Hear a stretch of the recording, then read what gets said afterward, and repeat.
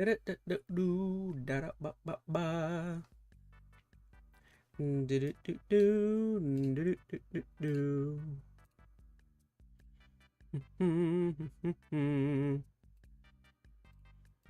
Da-da-da-da-do, ba-ba-da-ba-ba.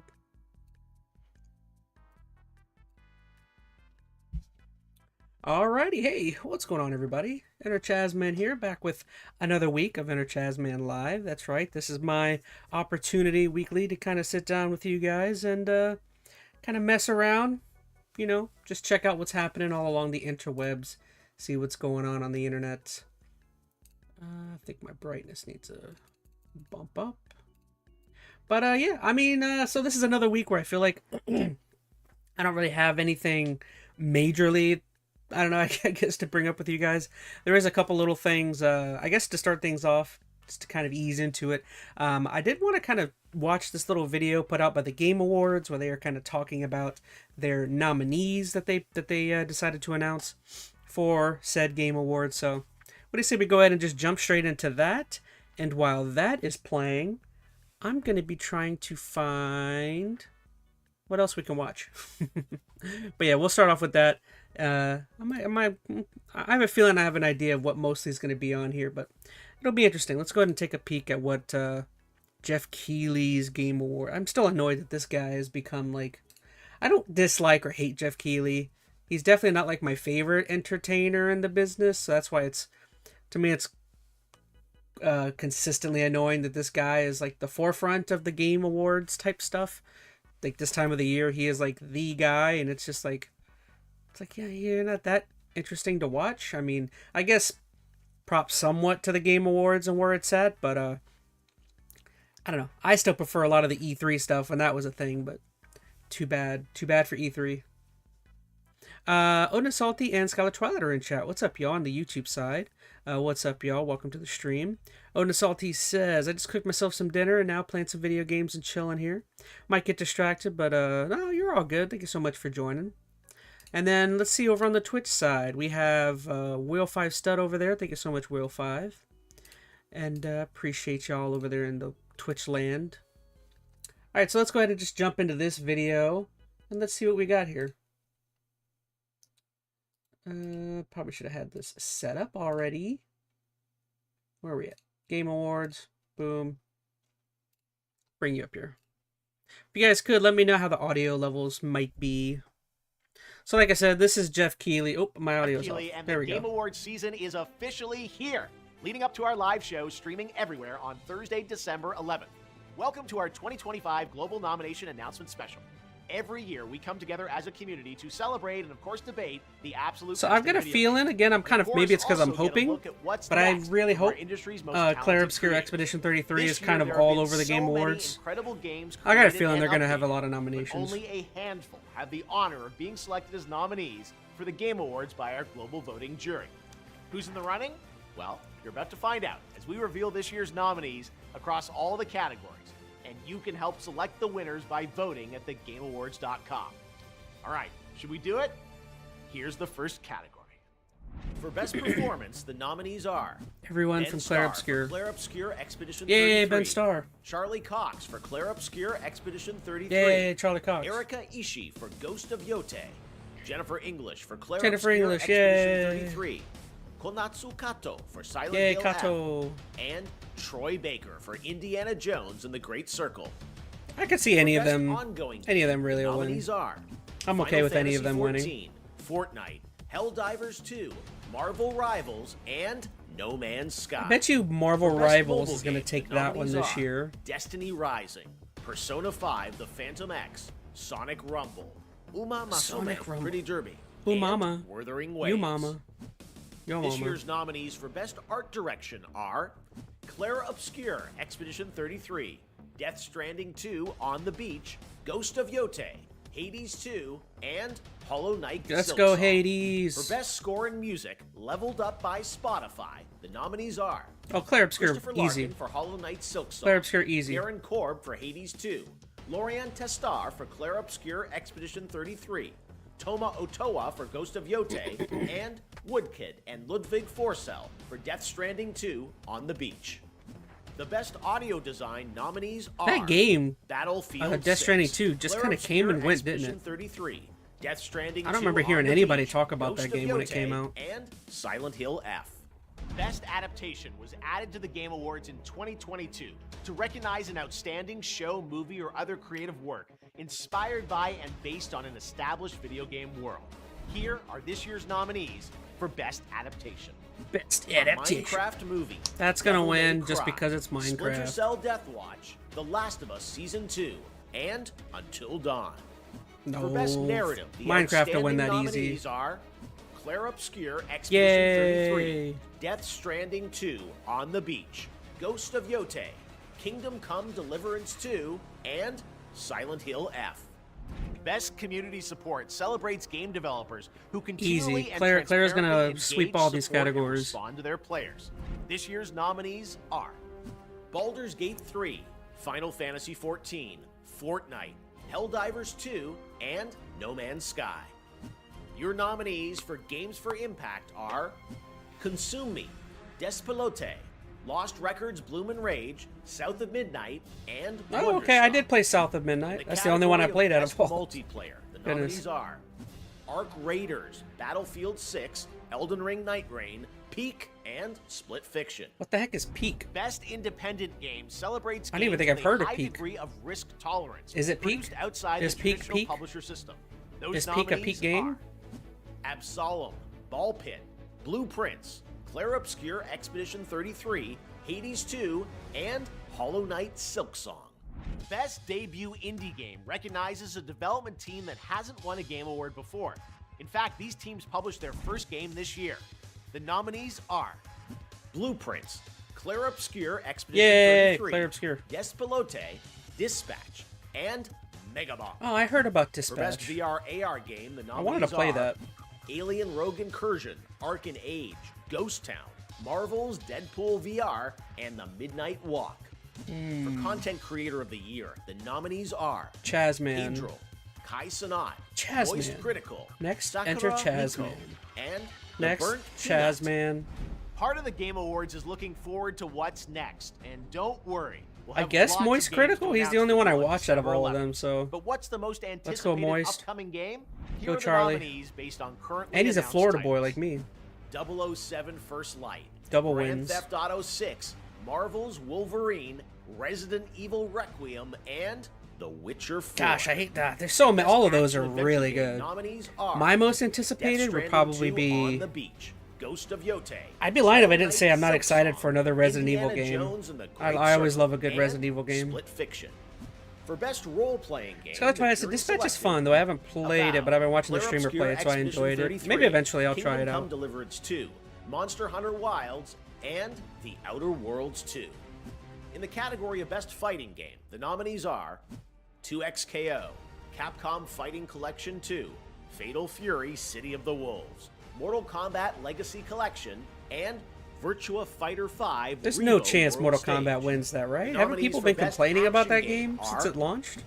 Battlefield 6, Doom the Dark Ages, Hades 2, Ooh. Ninja Gaiden 4, and Shinobi Art of Vengeance. Hades, definitely for Innovation that and one. accessibility celebrates games that are making our industry available and enjoyable How to long is more this short people. video, right? Only 10 Nominees minutes. for innovation and accessibility are Assassin's Creed Shadows, Atomfall, Doom the Dark Ages, EA Sports FC 26, and South of Midnight.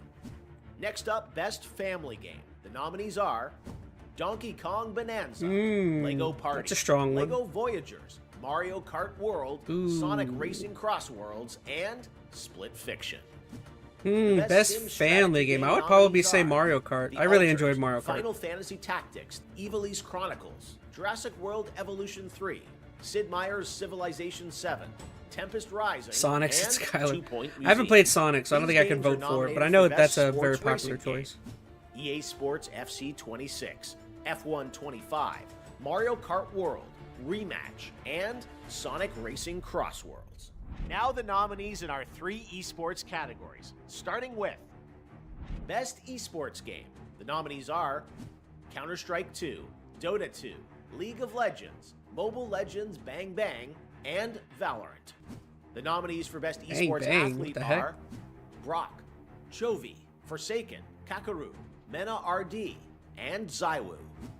And for best esports team, don't know our any of special those esports people. committee nominated these teams. I don't know anything about Gen esports. G League of Legends, NRG Valorant, Team Falcons Dota 2, Team Liquid PH Mobile Legends Bang Bang, and Team Vitality Counter-Strike 2. Okay, we're almost done, but there are still 2 very important categories to go. First, Best Game Direction recognizes outstanding creative vision and innovation in game direction and design. The nominees are Claire Obscure Expedition 33. Oh, yeah. Death Stranding 2 On the Beach. Boo, Ghost of Yote. boo, Hades 2. yeah. And Split Fiction. Meh. And now it's the big one. GOTY, Game of the Year, recognizing a game that delivers the absolute best experience to players across all creative and technical fields. For this year's awards, our global TGA jury has selected the following 6 games as the nominees. It's Claire Obscure. for Game Easy. of the Year. Easy pick. Claire Obscure, Expedition 33 from Sandfall Interactive. Easy pick. Death Stranding 2, On the Beach from Kojima Productions. Donkey Kong Bonanza from Nintendo. Hades 2 from Supergiant Games. I'd take Hades Hollow too. Knight Silk Song from Team Cherry. And Kingdom Come Deliverance 2 from Warhorse Claire Obscure Studios. or Hades 2. One of those. There you have it, your nominees for Game of the Year. And now that those are official, you can anticipate Lauren Balfe and the Game Awards Orchestra playing their themes as part of our musical salute to the nominees live on December 11th. But before that, we need your help to decide which nominees become the winners. Make sure to head to thegameawards.com to cast your ballot, and new this year, download your vote card so you can share your picks on social media. There is still one more category where the nominees have yet to be revealed, Player's Voice, where fans 100% select the winner from 30 nominees. We'll announce those nominees on Monday, December 1st, so set a reminder on the website. I got done with my match on my game. Who won Game of the Year? In all categories will be revealed live. Yeah, during this is just the TGA, nominees. when it The streams Game globally on Game Thursday, Awards isn't December until the 11th, starting with December. opening act at I think 4:30 December p.m. 10th, I think he Pacific, said. 7:30 p.m. Eastern, 12:30 a.m. GMT at thegameawards.com. I unfortunately watch the Game Awards every year, so social platform out there. you guys can Thanks for expect watching. we'll I be hope to see streaming you it live as on Thursday, typical. December 11th to celebrate the best and see what's next in video games. Yeah. All right, and I guess as with any good follow-up to that, I guess I might as well make my way over there and do my voting now, I guess. Vote now, I guess, huh? While I'm here. So let's see, how do I make my way over there? Dun, dun, dun, dun, dun, dun, dun, dun.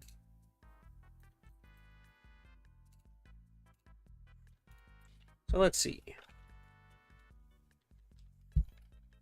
The Game Awards 2025. Let's see if I can vote. I'll probably have to sign in, right? I guess sign in through Google.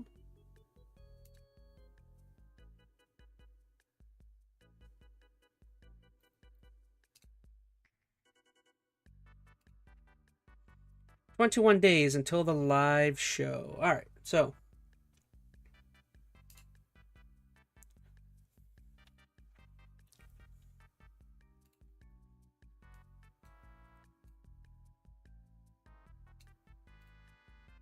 okay, here we go. So let's go ahead and real quick do my voting. Did I put the music on? Oh, there is music. Okay, just to keep y'all entertained. Let's see. It would be a hilarious prank if Black Ops 7 just won Game of the Year. Sure. I guess that would be funny. I would actually be more peeved if that happened. I mean, I haven't played Black Ops 7, but from what I've seen, it hasn't looked all that particularly amazing. All right, so let's see. So view all categories. Let's just hit start voting. All right, so what do we got here? So vote for Game of the Year. Game of the Year, to me, is going to be easy. This is probably the easiest selection out of everything. I've played 3 out of 6 of these games. I've played Hades 2, Donkey Kong Bonanza, and Claire. Easy for me is going to be Claire.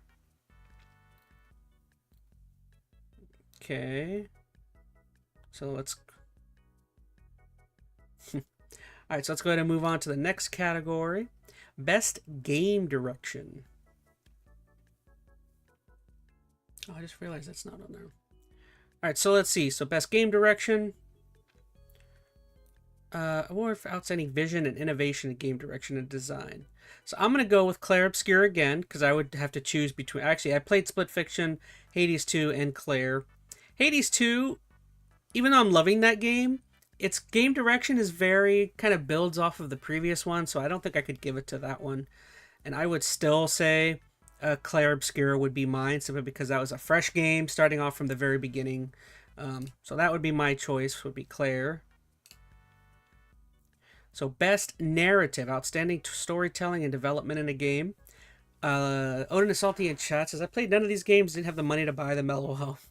That's all good. I played them. I played them for you guys. That's why I'm here. So let's see. So I only played 2 out of 5 of these. I played Silent Hill F, Claire Obscure. Loved, well, I liked Silent Hill F. I don't think I could vote for that one. I would have to give that to Claire Obscure. I'm gonna be heavily biased. That was by far the best game I've played this year, so forgive me. So best art direction. So this one I might deviate from because I love the art in Hades 2 so much. I'll break off of Claire Obscure for this one, and I will say Hades 2 wins art direction. Love Hades 2. I just love the art in that game. That game's so beautiful looking. Best score and music, to me, again, this is an easy one. I'll give it to Lorian. Loved what he did with that game. So we'll give that to Claire. Best audio design. Actually, I could have played Claire Obscure when I had Game Pass Ultimate, but that's a scripture ran out, says Odin. So this one I might branch off of from Claire Obscure again. This one we're talking audio design. I'm actually going to say something crazy. I'm going to give this to Battlefield 6 because I did love the audio design in Battlefield 6. So I'm going to go Battlefield 6 here. To me, that's an easy one. Like, the audio in that game is so good, but like, they did a great job with that. I feel like Battlefield 6 deserves some praise this year. So I'll give that to Battlefield. Best performance to an individual voice actor. So let's see. So Troy Baker did a great job with Indiana Jones. I played that. Konatsu did a good job with Silent Hill F. So to me, again, this is going to come between probably Ben Starr and Jennifer English. I'm going to give it to Jennifer. Because I think she played Mael, right? Was that the character she voiced? If she voiced Mael was incredible. I'm going to go Jennifer here for this one. Doom the Dark Ages is pretty fun. Not Game of the Year material, but it was fun like the other Dooms. I know Reese would choose Doom in a heartbeat. I'll be honest. Even though we did play Doom, I didn't enjoy Doom as much as I was hoping I would. I did think it was fun. It was a good time. But considering the last one I had played before that was Doom 2016, I don't know. There was just something about Doom, the new Doom, that I just was not... Sorry, I gotta change something on my phone real quick. I don't know. I was not blown away by it. To me, it just really didn't do a heck of a whole lot that I thought was... Wait, the Daredevil guy was in Claire Obscure? Yes, he played... Oh, gosh, what was the first character's name? Yeah, he was in there. Not... Gustav. I think he played Gustav in the game. Innovation and accessibility. Recognizing software or hardware that is pushing the medium forward by adding features, tech. See, this one I wouldn't know what each of them brought to the table. I guess I'll go South of Midnight just to give that game some love. Games for impact, for a thought-provoking game with a social media meaning or message. Now, the only one I played out of these was South of Midnight, so I'll go with that one again. Best ongoing game. Have I played any of these? I have. I've played Marvel Rivals and Helldivers. I'll go Marvel. Why not? I did play that a little bit. Best community support. guess I'll just go Baldur's Gate. I feel like everyone, they'll vote that. Best indie game. Technical achievements outside the traditional publisher. So that would be between Claire and Hades. I'm gonna go Claire, of course. Best debut indie game. Claire Obscure. Easy one. Best mobile game. I haven't played any of these. I guess for chat's sake, I'll go Sonic. I don't know. I haven't played any of those freaking things. Best AR VR. Again, I don't think I played any of these. I'll go Alien just because I like Alien. Best action game. This one's easy for me. Hades. Best action adventure. The only one I've actually played out of these is Split Fiction and Indiana, so I'll go Indie. Best RPG. Claire, that's easy. And I even played Avowed, but Claire was much better than Avowed. Best fighting game. I don't know. Which one would... I haven't played any of these. I'll go Virtua.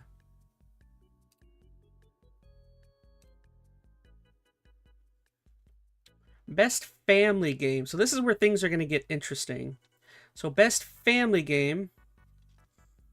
To me, I mean, the only two I've played three of these. I played Split Fiction, I played Mario Kart, and I played Donkey Kong. I'm going to go Mario Kart. I know Sonic, from what I've heard, Sonic actually has gotten a lot of love. I haven't played Sonic, though, so for me, I'm going to have to go Mario Kart. Best sim game. I haven't played any of these. I guess I typically like Sid Meier's, so I'll say Sid Meier's. Let's see. Best sports racing games. So we got Sonic and Mario Kart. Veronica Dies. Well, I haven't played it. I can't vote for a game I haven't played. Mario Kart's the only one I've played. Best multiplayer. This is easy for me. Battlefield. Best adaptation. I guess I'll go Last of Us. I did watch that at least. I wasn't like in love with the show, but it was okay. Most anticipated game. So this one's hard because there's 4 games here that I'm super excited for. Captain, there's a demo of Sonic you can try out. Well, it's too. Oh, I'll play it eventually. So I've got GTA, Wolverine, Requiem, or Witcher. These are 4 games that I am super stoked for. I would be lying if I didn't say I'm actually more excited for Witcher or Resident Evil. So that's going to be tough. It's probably for me going to be between Resident Evil and The Witcher. You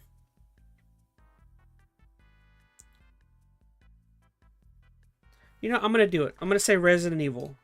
I do think that's the one I'm most interested in playing. Even though, like, of course, GTA and Wolverine I'll definitely play as well. Content Creator of the Year, Moist Critical. Sure, he's the only one I watch out of them. Best esports game. I don't play any of these. I guess go Counter-Strike. Esports athlete. Who out of these would I want to have a beer with? Who would I want to have a beer with? This guy looks interesting. Sure, I'd have a beer with this guy. Best esports team. Let's see. I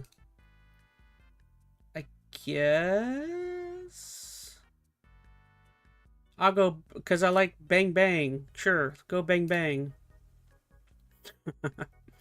Player's voice. 3 rounds, 3 chances to vote. Notify me when voting opens for each round. Round 1 opens December 1st. Sure, notify me.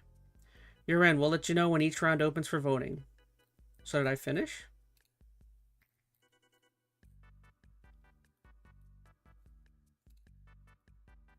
Votes cast, 29 for 29. Okay, I guess I'm done. Yay! My first round of voting is in for the Game Awards. I picked random on esports. Yeah, there's some of those I have like no idea who any of them are, but it's all good. All right, y'all. So that's the first thing I kind of wanted to watch. Now I have nothing to talk about, so let me kind of fish around. I probably should have done this before hopping on, so forgive me. Let's see what we can find. Let's see if there was anything interesting that I missed out on during the week. Let's see. Ba, ba, ba, ba.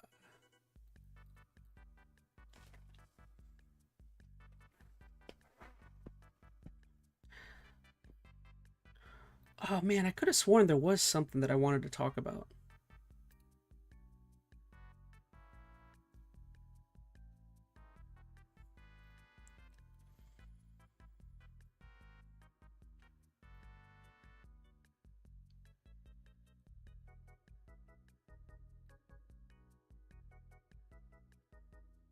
Do, do, do, do. Actually, there's a video here I kind of want to see. Young is talking about there's some sort of drama with the Game Awards. This I didn't catch on to. I wonder what he's talking about.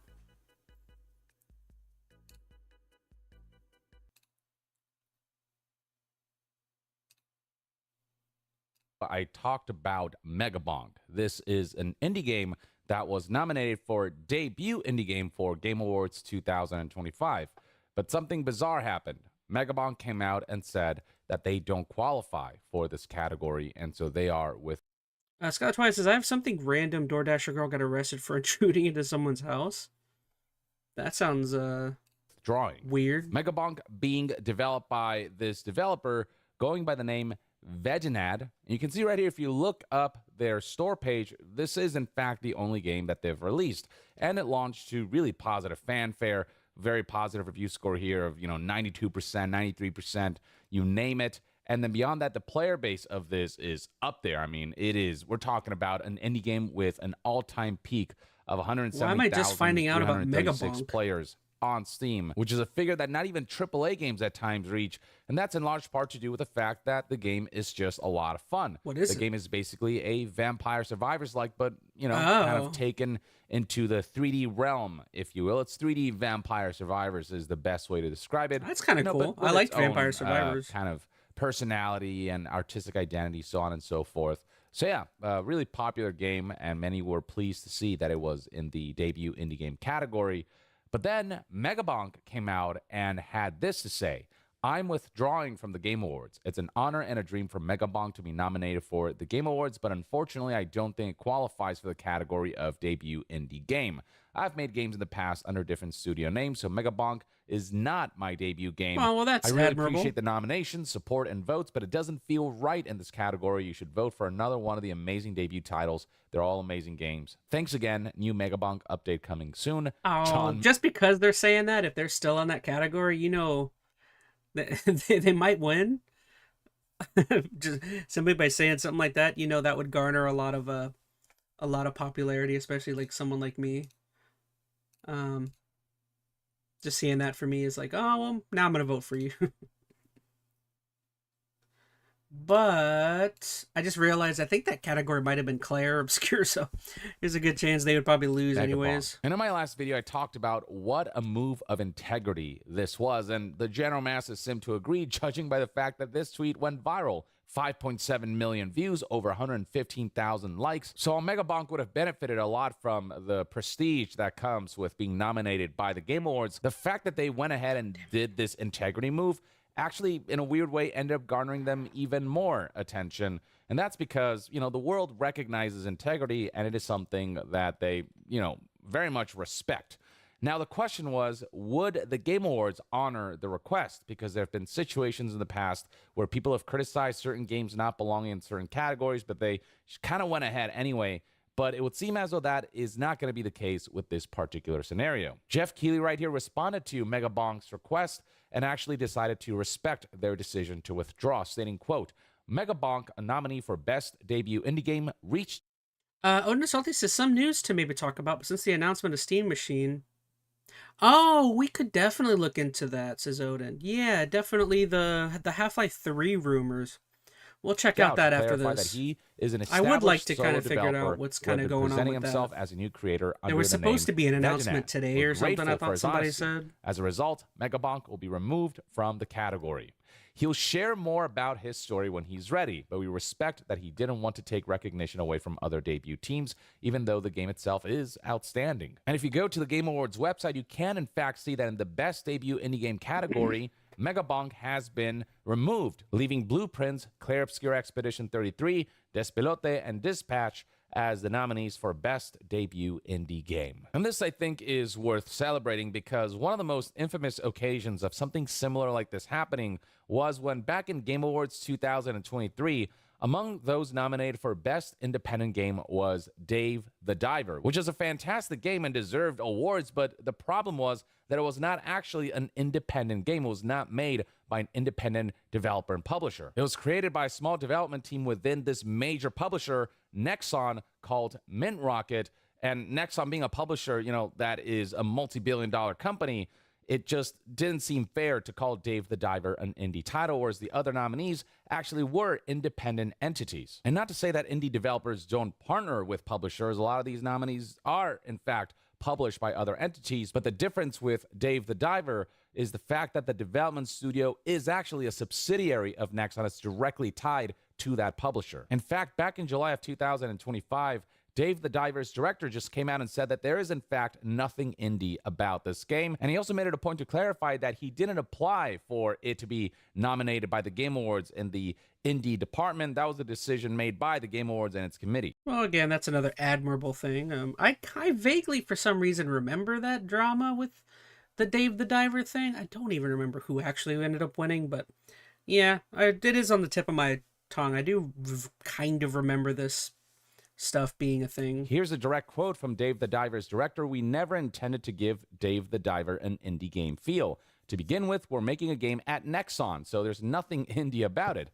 However, when a game is made by a small team, the art style and game system tend to be unique. So I think that's why it was thought of as an indie game. For some reason, it was also nominated for an Indie Game Award, and people were asking, even though it's a Nexon game, but we didn't apply for it." At the end of the day, while all of those discussions were happening, Dave the Diver was ultimately still kept in as nominated for Best Independent Game. It did not win, but, a lot of people just questioned that particular decision. But at the same time, I understand that the term independent game is something that's a little nebulous in the sense that, everyone has a bit of a different definition for it. Is it about the budget? Is it about whether it has a publisher or not? Does its size, scale, scope, and ambition come into play? Because isn't Baldur's Gate 3 technically an indie game? Or Kojima Productions' Death Stranding? Kojima Productions kind of being independent, but being, funded by PlayStation to make Death Stranding a timed exclusive and stuff like that. I don't know, but I think the general consensus is that what a lot of people are looking for when it comes to celebrating indie games is giving the quote-unquote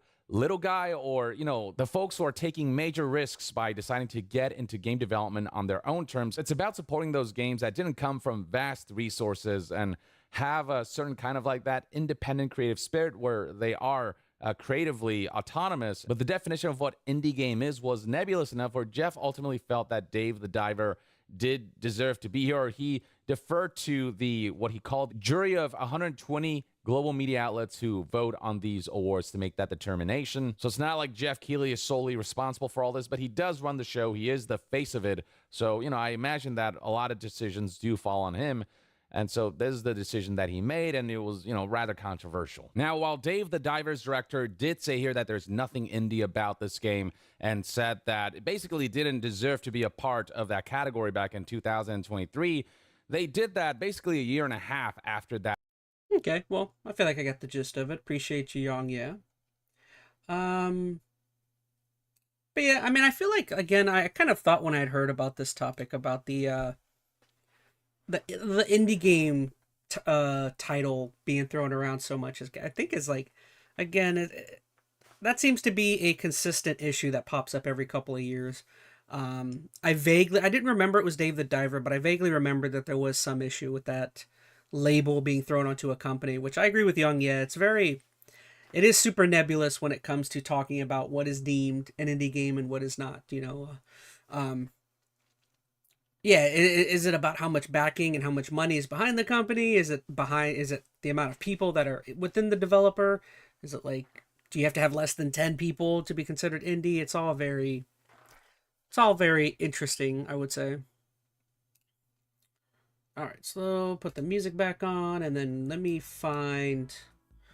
So what were we talking about? We said Half-Life 3. Some of the news that came out of that.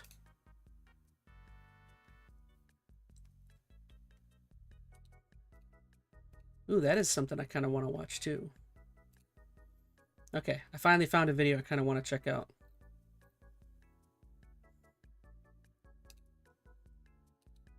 Oh, there's a couple videos on this thing. Okay. So let me watch these real quick, and then we'll jump into Half-Life. I'm kind of curious, what is this? I've got a couple of videos on something called the Analog 3D. Why have I not heard about whatever this is?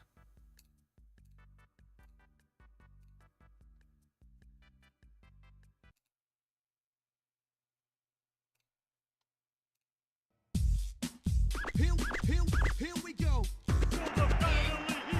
The Analog 3D is finally here. It is real. It is hooked up to my 65-inch 4K television right now.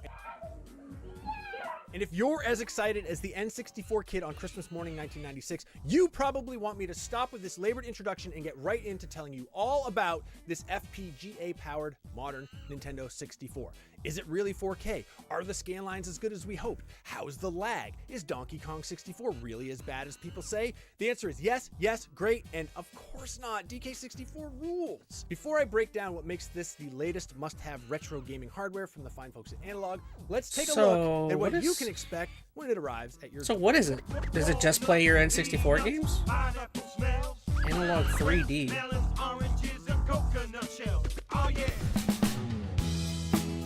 In addition to making life easier on retro gamers who want to play their original cartridges on modern equipment, Analog has made a name for itself through its gorgeous industrial design.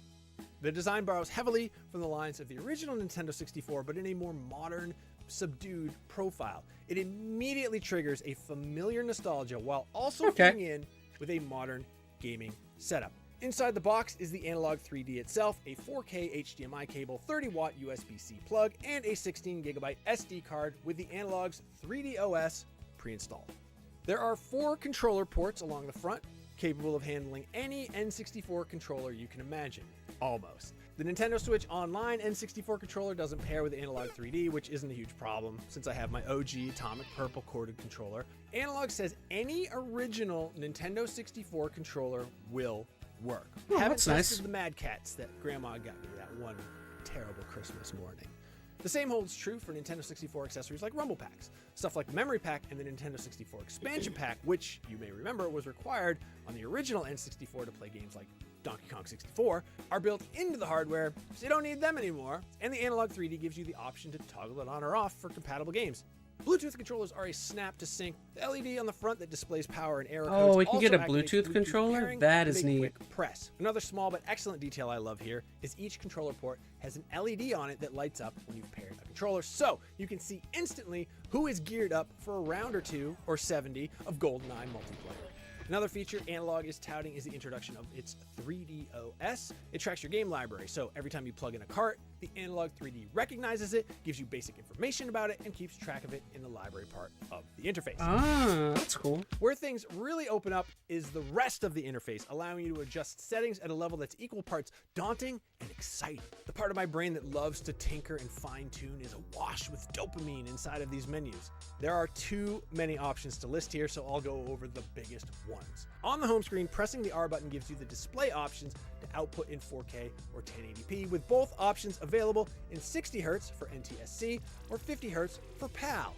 The display mode menu is where things get wild. This is where all those gorgeous So you can filters play live. your If you PAL thought it was games gonna on be here as too? easy Is as an that on-off what I toggle was? for scan lines? You have So it doesn't wildly just play NTSC? underestimated the Analog 3D.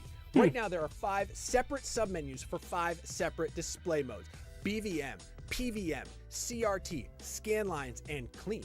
The BVM You can and have it do PVM options give you a CCRT. reasonable approximation of what it's like playing N64 on a professional monitor, the kind, all those TV stations threw out or gave away for free when they switched to digital. The CRT version will look familiar to pretty much everyone, and the scanlines option is kind of like CRT Lite. Clean removes all filters and gives you all the sharp pixel edges that can fit on your 4K display. Inside each display option is a menu further letting you tweak how you want your games to look. There are separate adjustments for horizontal and vertical beam convergence. This is getting into real CRT enthusiast territory now, and it is way over my head. I don't Wake me up when they do notice this a for major difference when I GameCube, make says adjustments to Veronica. these settings, but I know there are people out there who have encyclopedic knowledge levels of how cathode ray tubes work, and for those folks, this is just another awesome option to tweak things to their exact specifications.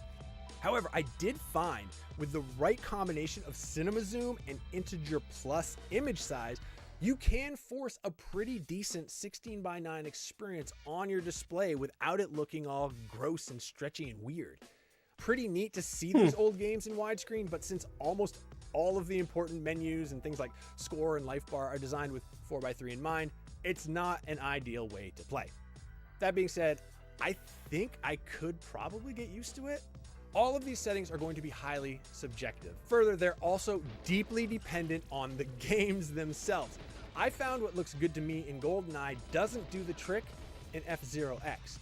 Thankfully, you can make these adjustments on a per game basis. So once you dial in your preferred settings, you don't need to revisit them when you pop in another Peak. card. This is so cool, says Veronica. Yeah, it's pretty neat. The Comes down promise to of the price analog point. 3D is it allows you to play I wonder your what the original price point games is on as this you thing. remember them, and I'm happy to say it almost nailed it. Even with the best gaming display around, it's never gonna match the instantaneous response you get with a CRT. But man, it is damn admirable and much better than the emulation on Nintendo Switch Online plus Expansion Pass. The difference is barely there, but it's there. Where the responsiveness really shines, for me at least, was in F-Zero X. First of all, the NSO emulated version doesn't respond or perform well at all. It's good enough, but I find F-Zero X on NSO to be pretty much unplayable. But on the analog 3D, it is an absolute pleasure. It runs as smoothly as you remember, and I was actually able to control my racer competently and win the Jack Cup. I found this task basically impossible on NSO, and competing via the analog 3D on my 65-inch screen and having it look and run as good as it does is an absolute thrill.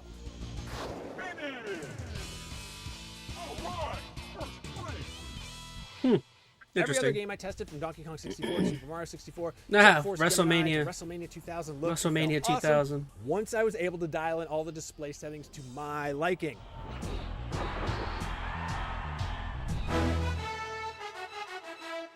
The scanline filters do an excellent job approximating the look of an original analog Jet Force display, Gemini. but one problem I ran into is noticeable combing. Initially, I didn't see it at all as I was playing the games with the filters turned on. It wasn't until I tried capturing video using the clean display mode that I first caught it. It is especially noticeable during the dancing N64 logo at the start of Donkey Kong 64. The rotating Rare logo also shows these artifacts. That said, with the filters turned on, you might not even notice it at all, and it is definitely not ever present. If you're trying to use the analog 3D as your go-to device to capture or stream N64 carts, it might be an issue.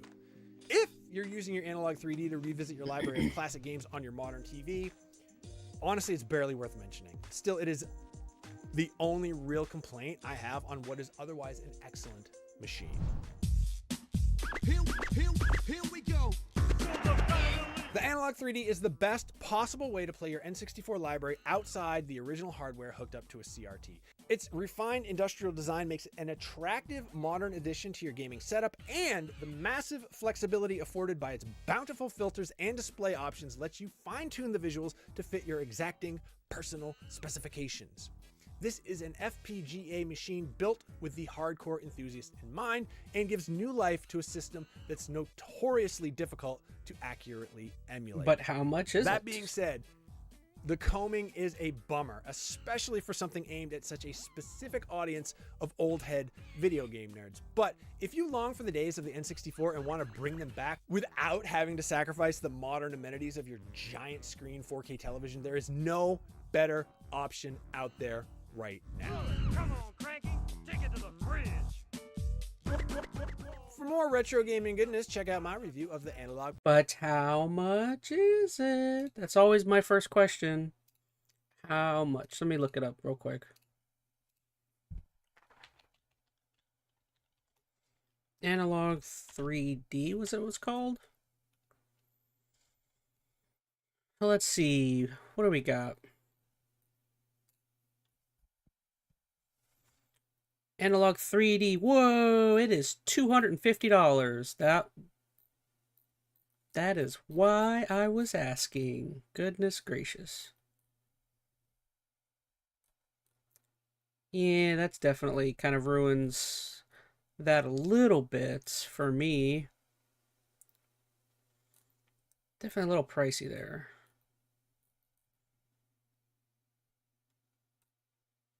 Yeah, 250 is definitely like, I was thinking maybe like $100, but for 250, that's like, eeh.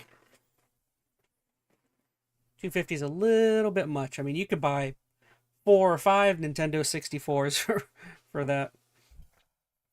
But yeah, that kind of, I don't say it doesn't ruin it, but as far as me getting it, yeah, that kind of ruins that one a little bit. DK Donkey Kong. Honestly, I'd cop, says Veronica. It's not bad. It's just a little too pricey for me. Hey guys, Metal Jesus here, and I am back with a so I want to see what Metal most Jesus has to anticipated say about this review thing. of the brand new Analog 3D.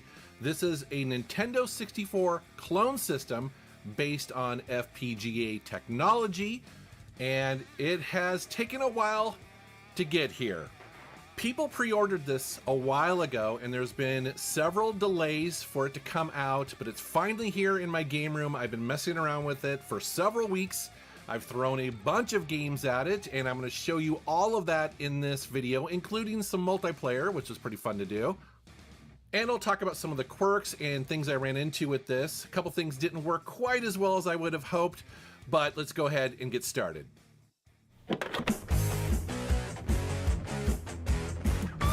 Yeah, I get it.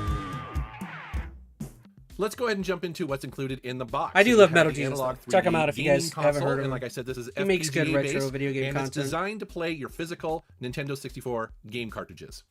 Pre-installed on it is a 16GB SD card, which I assume is going to be used to do firmware upgrades. It comes with an HDMI cable as well as a USB cable and a worldwide USB-C power supply, which is very nice. And I was surprised to see 2 cartridge cleaners included in the box, which actually turned out to be very handy. And for this review, they also sent along 4 8-bit-DOE 64 controllers so that we could test multiplayer. So these controllers are really nice. 8-bit-DOE has been making fantastic controllers for quite a while now, and these are compatible with the Analog 3D. You can also use them on your Switch and Windows and Android.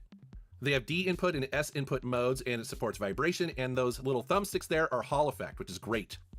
And these controllers have buttons mapped at the top that will let you bring in the in-game menu. You can also cycle through different display modes. You can select Rumble or Controller Pack, and also you can exit out to the main OS menu. Now let's go ahead and get into the main features of this. So the first thing is it's running 3D OS, which is their own operating system, and it's very similar to some of the other devices, but it's specifically made for this one, and they're going to keep adding onto it through firmware upgrades as the life of this product goes on. It has built-in expansion pack support, which is that memory module that most people who had an original N64 would want, because a lot of games would detect it and give you higher resolution or, better frame rates, and I'll show that running. It supports Bluetooth, both classic and LE, and so LE is low energy technology that basically allows for ultra low power communication between devices. It's an N64 clone system, so it has to support multiplayer, and so there is 4-player support here, both wireless and wired, and you see on the front that you can also plug in your original N64 controllers if you want. There are 2 USB-A ports. I kind of want to built into immediately... this.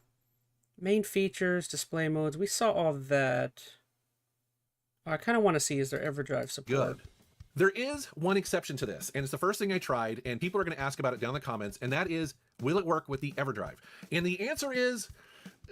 maybe. It turns out that it might work if you have an older version of the EverDrive, but if you have a newer one like I have the X7 that has more features built into it, it does not work at all. It doesn't detect it. It doesn't know what to do with it, even though the EverDrive does work in my real N64. So I reached out to Analog about this. It turns out that they just basically really focused on physical game cartridges and didn't really mess around too much with EverDrives. That said, this might be something that they can build in and support in the future, but as of right now, depending on the EverDrive you have, it may or may not work. And so that was the one lone exception of what it didn't support, and not everybody's going to care, but some people will, like myself.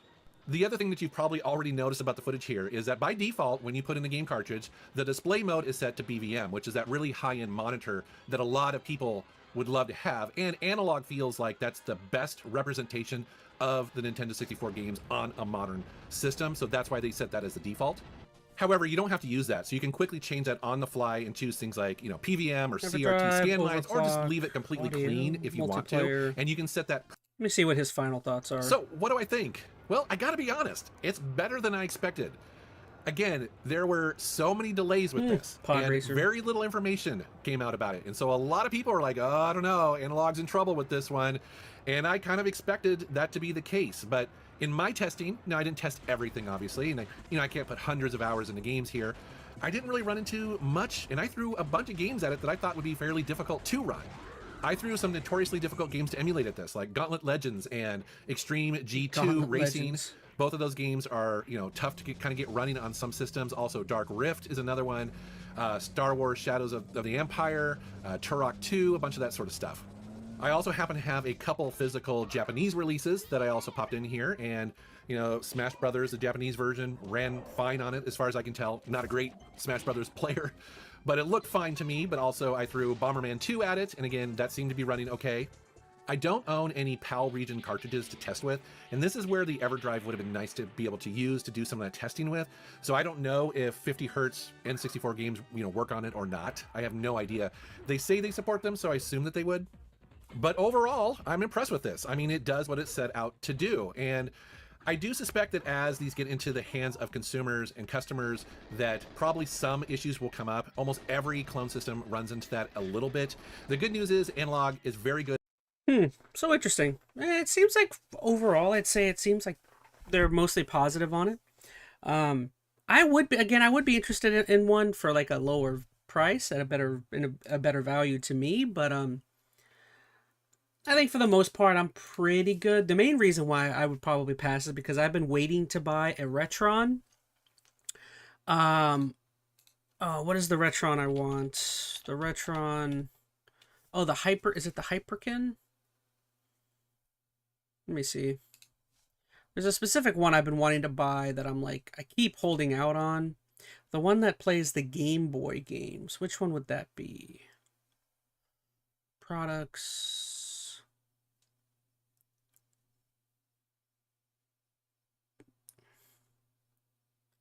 I don't remember what it's called.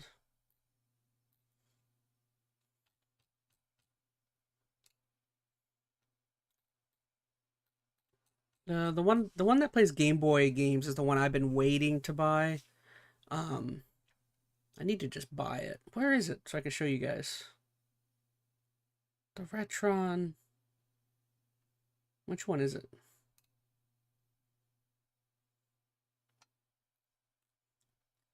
I need to just I'll just Retron Game Boy.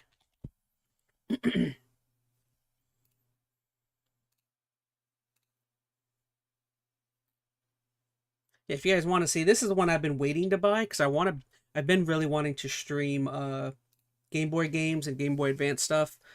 Eventually, I'm probably gonna buy one. I've been thinking about just jumping in and buying it immediately, but this is one I've been really wanting, just to have this, and then using this, I can kind of stream my Game Boy games because really, right now, I have no way of streaming Game Boy games to you guys, and it's something I've been really thinking about just jumping in and getting. I have my original Game Boy media player for the GameCube, but my disc is all busted up.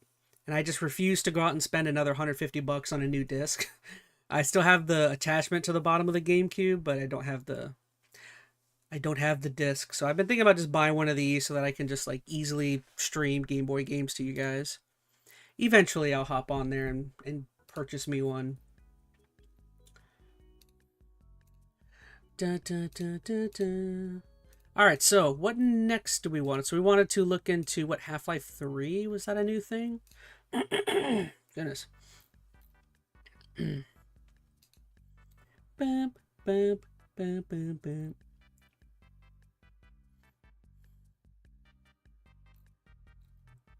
All right, so yeah, let's dig into. I'm kind of curious what.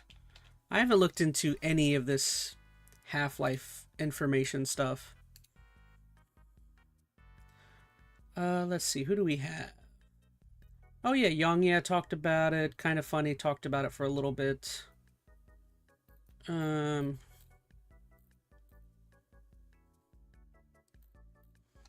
seems like a couple people. I like Yongya. We'll check out with Yongya.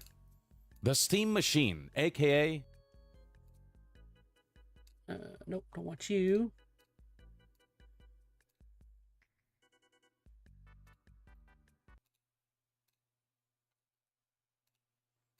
the Gabe Cube. People have already made a logo animation, and it's... That's pretty funny.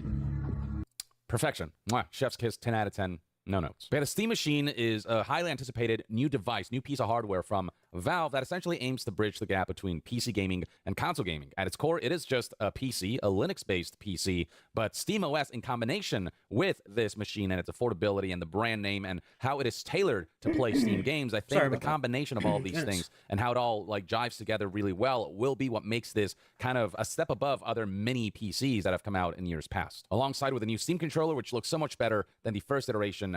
So let me guess. It sounds as though maybe with the release and information coming out with this new hardware, is there some way people have looked into the software behind it maybe, and maybe there's a reference or somewhere to Half-Life 3? That's immediately why I'm guessing why Young is talking about the hardware aspect, because this shouldn't have anything to do with Half-Life 3, but maybe people have been looking into some of the software and some of the coding, and maybe there's a reference. I feel like that happens all the time whenever people dig deep into coding and stuff. There's always information in there you can kind of it just feels like such an accessible way for people to get into PC gaming and to engage with PC gaming on the couch. Now, with this ultimately being a PC, what you associate this device with is playing existing games as those new games coming out on Steam. You don't think about like a launch title for a device like this, except there may very well be a launch title for the Steam Machine if recent reports are to be believed, and it may be the most hyped launch title in gaming history. Half-Life 3. There's a name you may not have heard for a while, but it's looking like that game may actually be a reality that will be here in the not-so-distant future. Now, I know GTA 6 is coming out, but people have been waiting for Half-Life 3 for longer, and its existence seemed impossible, but with recent reports, it may not be so. Now, for context, Half-Life 2 Episode 2, the last non-VR mainline entry in the series, came out all the way back in October 10th, 2007. It has been 18 years since the launch of Half-Life 2 Episode 2, which is wild. Now, we did get treated with Half-Life Alyx on March 23rd, 2020. This is a VR title, and it is a canonical mainline entry, but it's not that next big numbered game. And this, too, came out like over 5 years ago now. But what Alyx showed is that there was a renewed interest in revisiting the Half-Life franchise, and so people were getting their hopes up that Half-Life 3 could be a possibility, and it's looking like Half-Life 3 may very well align with the launch of the Steam Machine. It may very well be a launch title for the Steam Machine. Nothing is confirmed, but let me break down the rumors and the reports that suggest there is like a non-zero chance and a decent possibility. Let's actually... So that would be very interesting. That would actually be very huge to launch the new Half-Life with this console. That'd be fascinating. My only question is this console comes out, what, sometime next year? Wouldn't a new Half-Life 3 be something you would want, though, to, like... You would want the announcement to be a while before that, right, though? Wouldn't you want people to have time to stew on it and to get excited for the announcement of Half-Life 3? I feel like if you were to launch Half-Life 3 with this thing, you probably need to announce Half-Life, like, next month, maybe during the Game Awards. I mean, no doubt they could shadow launch Half-Life 3 with the console, and it would do great. It would sell gangbusters, but I would still think you would rather have people anticipating it and being super excited for it. I just think business-wise, that's the smart thing to do. And if this thing comes out what is it? Like, did they say next year? Was there a launch date for it? Oh gosh, now I don't remember. Was it Steam Machine launch date?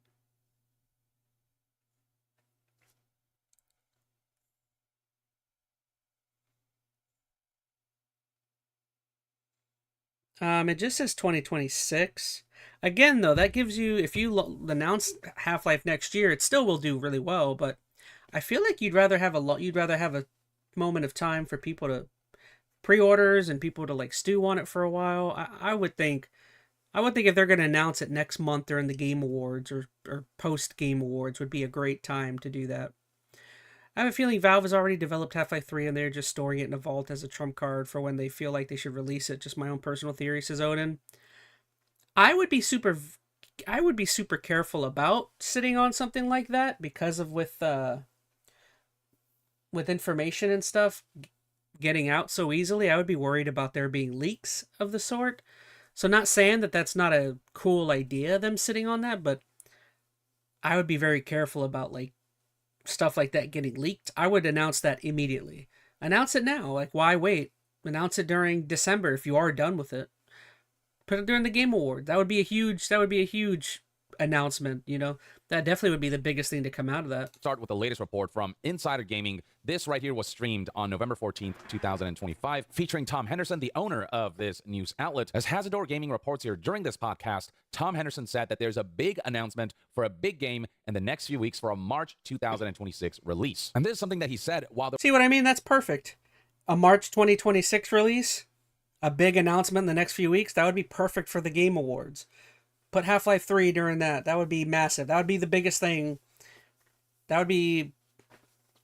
Wouldn't be the biggest announcement for 2026, but definitely for most of 2026, because you're not getting any of those other big games until the end of 2026. So Half-Life would dominate like most of the year, you know, in my opinion. We're discussing the Steam Machine. Now, that by itself wouldn't mean much if it wasn't for all the other information that preceded it. Another individual who spoke about the possibility of Half-Life 3 recently is none other than Gabe Follower. He's someone who's had insider sources relay information to him about this project called HLX, which many believe to be Half-Life 3. And about that, he had this to say. According to my info from the last year, nothing changed. They're still aiming for a 2025 announcement. And the thing about this user, Gabe Follower, is that they've made accurate leaks in the past. For example, they predicted Deadlock before everyone else. But then beyond that, we have another leaker going by the name Tyler McVicker, who's a well-known data miner who's delved into Valve games and talked about all the code that is hinting at new products and new game releases. In fact, not too long ago, on October 29th, 2025, he released the following video titled HLX Development Might Have Hit a New Stage. The description of which reads, something strange just happened inside Steam's backend,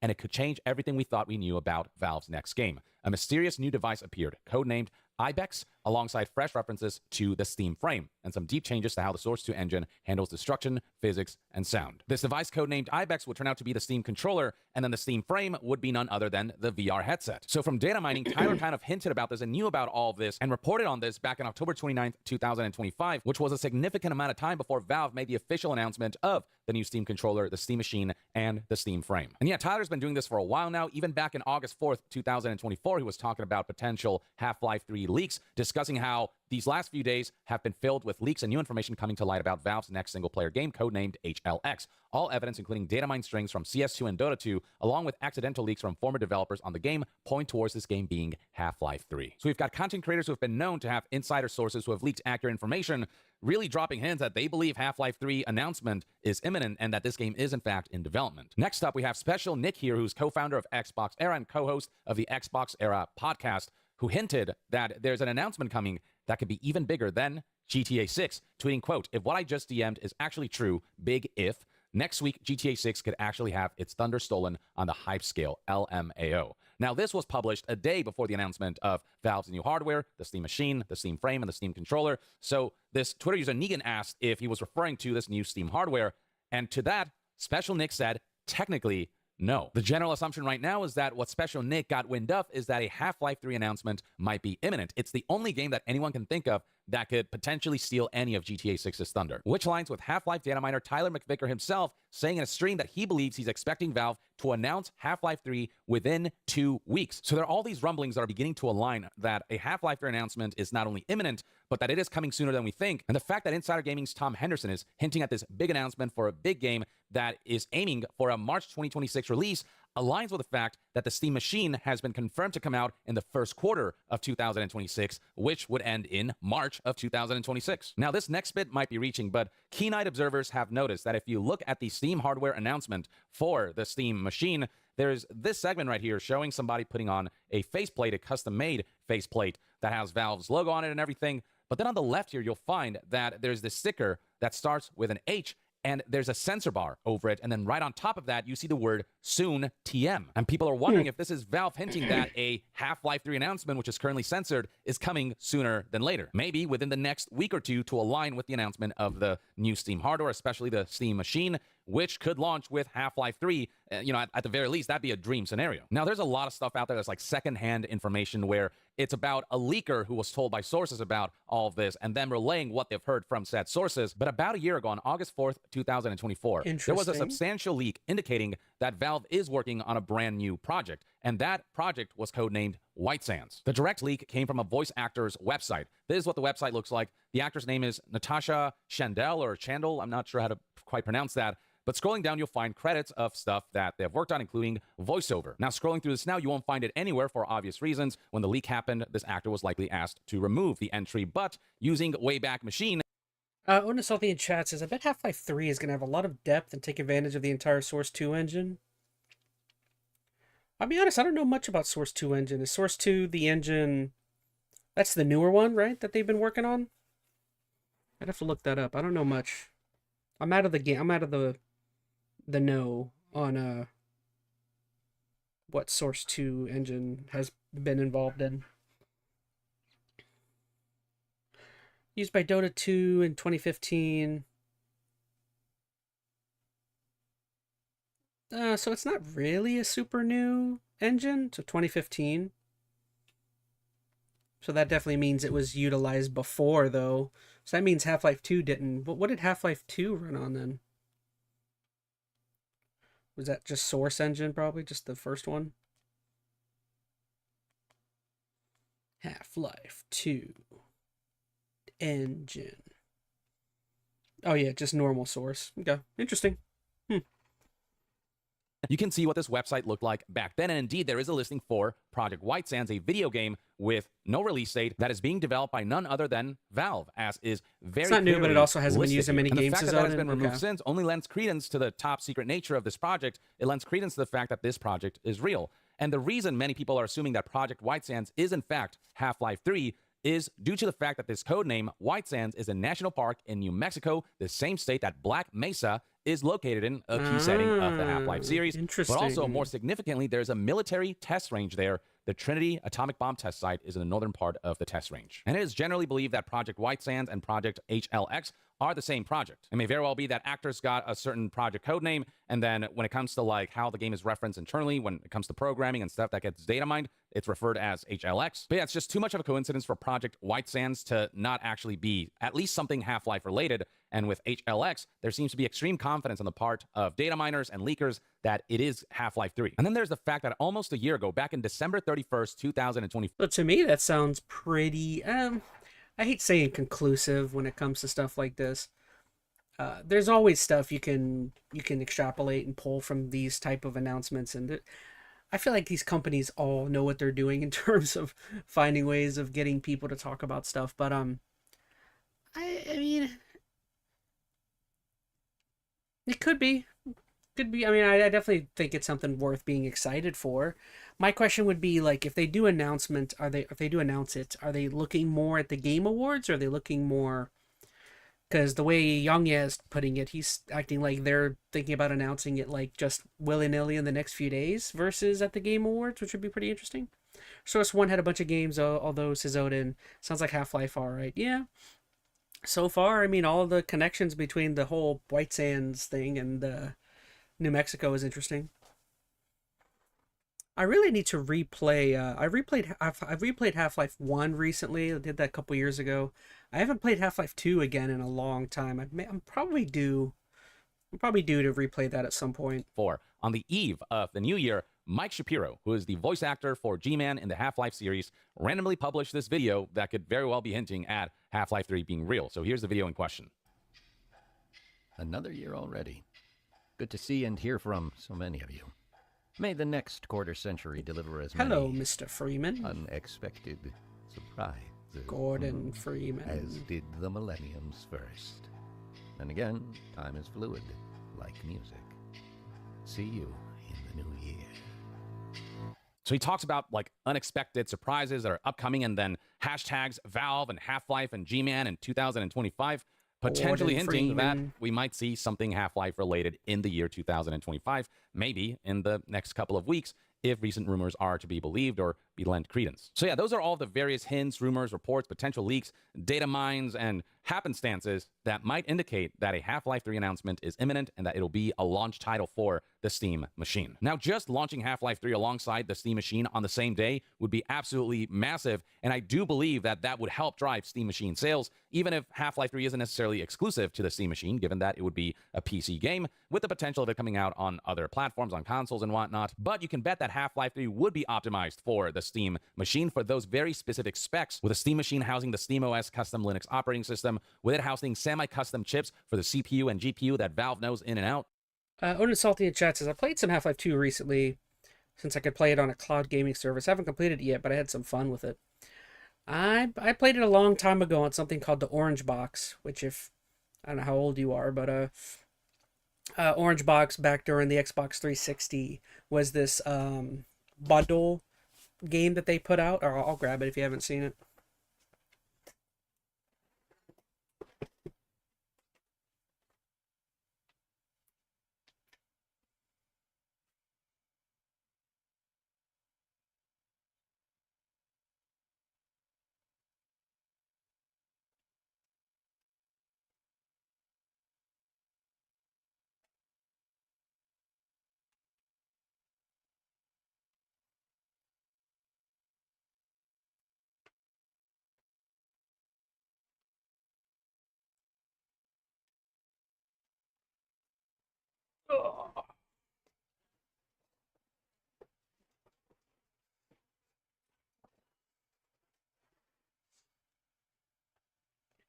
But yeah, this is the Orange Box is basically how I played all these games.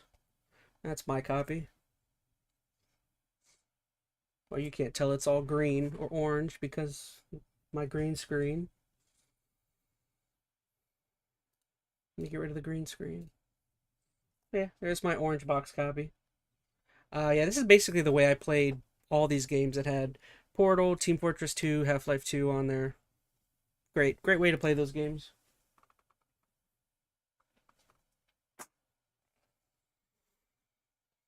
Doom, doom, doom, doom, doom. Let's see. Odin Salty says, Orange Box mentioned I had a demo of the Orange Box on my 360 as a kid. Oh, nice. Yeah, I love the Orange Box. I went full on crazy with Half-Life 2 back in the day. Me and my buddy Phoenix, I got some crazy achievements in that game. If you don't remember, there was an achievement. I guess while it's on my brain, I'll pull it up if you haven't heard of it. There was an achievement where you had to carry this gnome all throughout the game, or at least to a specific point. Let me just hit gnome speed run, and I did it. I carried this stupid gnome all throughout the game. Let's see. I'll see if I can find someone talking about the gnome. This week.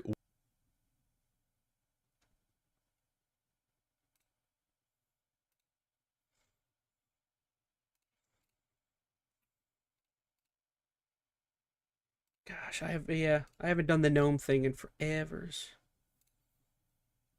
Alright, so this creator is Pandalax Achievement Hunting. So thank you so much, Pandalax. I gave your video a like. I just want to see some of the footage of carrying the gnome in the game. Starting out, you won't actually find the gnome until you reach the building where Alex first makes contact with Magnuson. The gnome will be sitting under a table in the corner of the room. Didn't Left 4 Dead 2 have a gnome achievement? Probably. I mean, they're both Valve games. But yeah, there was an achievement in this game where you had to carry this little dude, this gnome guy, and as like you go through the game with the chunk gnome, of the way remember through. to save often and always make sure you know where your little gnome buddy is. Because remember, he's not a Gnelf, he's not a Gnoblin. I'm a gnome, and you've been gnomed! But really, you'll want to keep track of him because he can get lost very easily in some of the areas coming up. So really in the beginning, it's pretty simple. Just pick him up and take him with you as you run through the map. Of course, So anytime funny. you're going to drop down I can't believe to a I new did area, this back make in sure the the day. gnome goes with you, and remember to save often so that when the gnome slips away, you won't have to replay too much of the game. Once you get to the antlion caves, I recommend setting the gnome down in spots where there's light, kill the antlions, and then pick him back up, and just repeat that over and over. Also, don't drop him in the water because he can be kind of hard to find if you drop him in water. You'll be going like that for a while, but that's really all that's needed in these caves as long as you're careful to keep track of him and bring him with you as you move forward. Eventually, you'll get to Vortal Coil, where you'll have to defend a Vortigaunt as antlion waves come down tunnels. Here, you'll want to set the gnome in this back corner behind the Vortigaunt for safekeeping. You'll actually be leaving him there for a while as you'll grind out these antlion waves and then move on to the next area.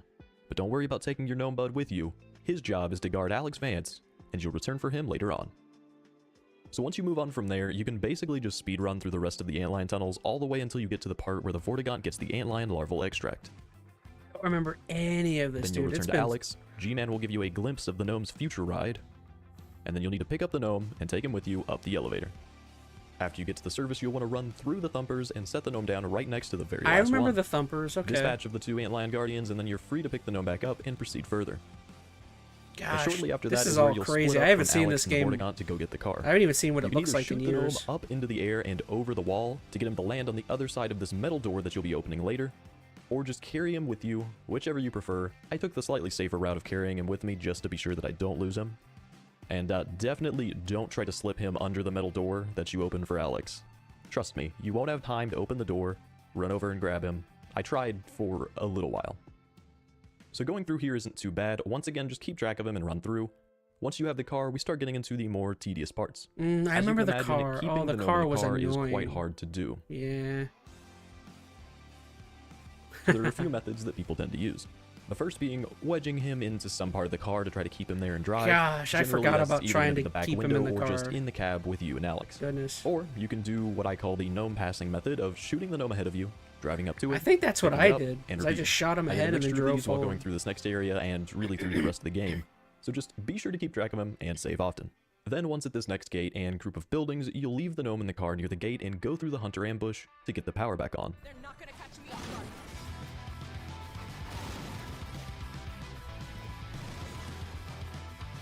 Onus Salty in chat says, I remember watching a YouTuber try to carry a dead rat around Half-Life Alex, and he kept struggling to pick it up since it would fall into a small space he couldn't reach. Yeah, this achievement was not easy. This is one of the more, like, prideful things I did. After that, you can hop during in the the car and repeat 360 those age. methods to get through the next area where you'll meet the advisor face to Proboscis. You'll leave the gnome in the car here as well until it's time to drive again. Now once you get through all that, it's time for what I think is probably the hardest part. You'll need to be driving fast enough to escape the hunter chopper, while also keeping track of the gnome and bringing him with you.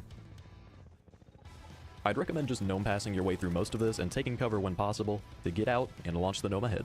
It may take you a few tries to get through the train area specifically, but once you get through this, the achievement gets back to being fairly straightforward. Then when time to fight the hunter chopper, just toss the gnome under an awning and fight it normally. Then after it's destroyed, pick him back up and go to the garage where we'll leave the gnome for a little while. Now in the garage, don't leave the gnome in the main area on the ground level as the gnome can disappear when they fix your car and it teleports in. So we'll just come up here to the upstairs part and leave him somewhere up there. You'll then go outside to take out the combine, return to the garage for your newly improved car, and pick the gnome back up. And now we're back to driving with the gnome and carefully making sure we don't lose him for a while.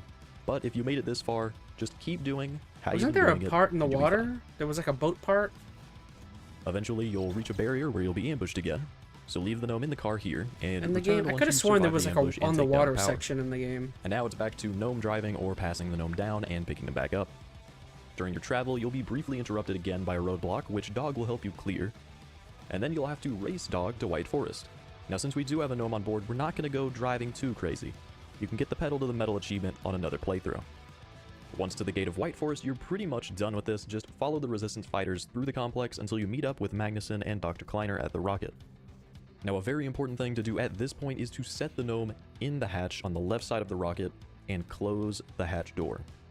Remember, you have to close the hatch in order for the achievement to pop, and it will do so as soon as the hatch is closed. And with Little that, Rocket we help Man. our gnome buddy get to the Yay! That's how you get that achievement. I don't think it's like, I think it's only like maybe less than halfway through the game, I don't think. So it's not like you have to carry it all throughout the game, but it was that was a pretty grueling achievement to get back in the day. All right, what were we doing before? I got distracted. Good times, good times. I forgot about my little gnome guy.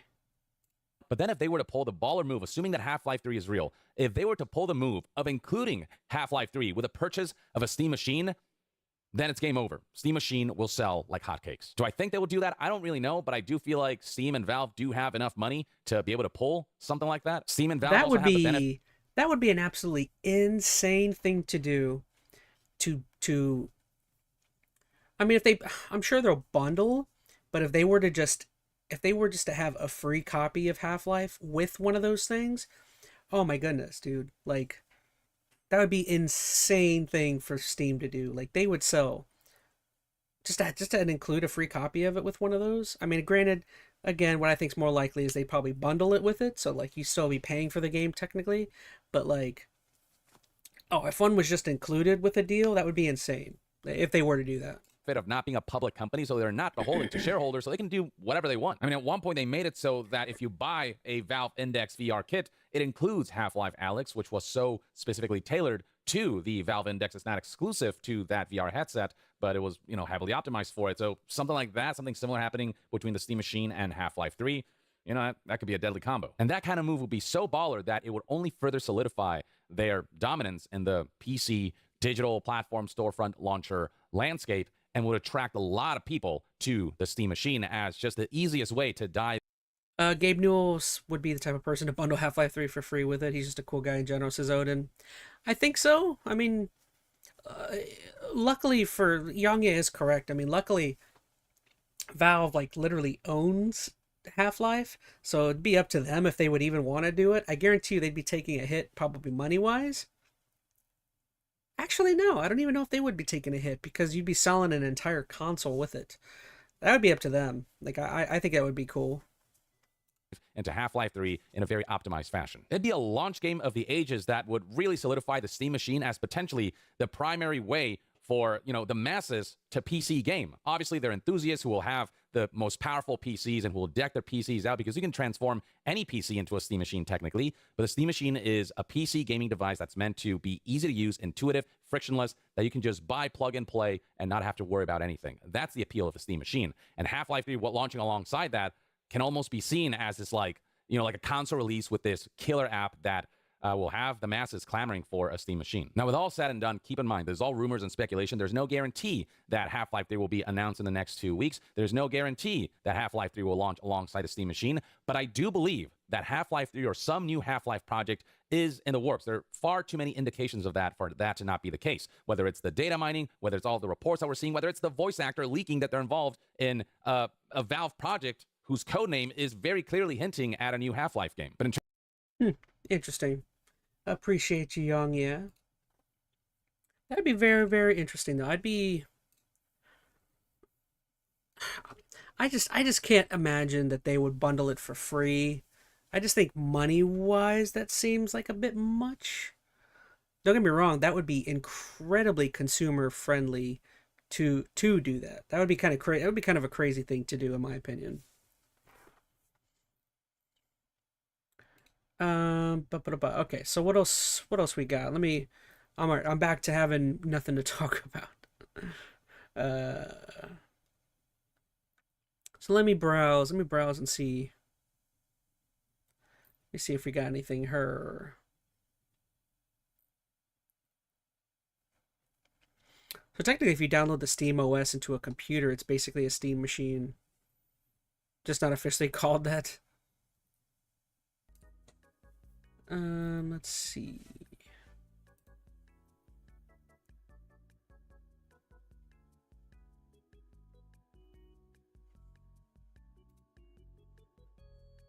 I'll pull this video up simply because I'm interested. We won't watch that here. That's for me later. I kind of want to see what that is. Oh,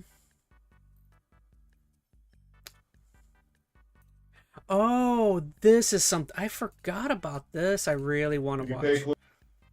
Okay. We could talk about how badly Black Ops 7 did at release. I'll be honest, I'm not particularly interested in Black Ops 7. But this that we're going to talk about, I did forget. I kind of want to see Jack Doherty got arrested. I have been I try not to think of myself as hoping for people's downfall. You know, I don't like sit up at night just praying that something bad happens to Jack Doherty, but I will readily admit this is something that when it popped up I was like, yes, finally this kid got punished for doing something bad. I don't know. This is a feel-good story. I think this is a story the entire family can enjoy.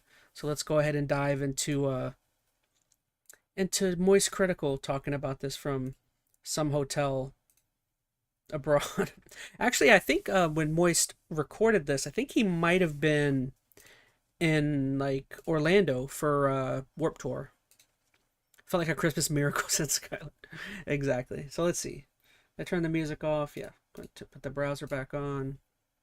If you pay close attention, you might have noticed that I'm not in my normal lair. The audio levels are getting... Pretty sure he was in Warped Tour for recording this. Seems like the mic is a bit on the fritz here, so I got you with that Decepticon intro. I could edit it out, but I'm not gonna.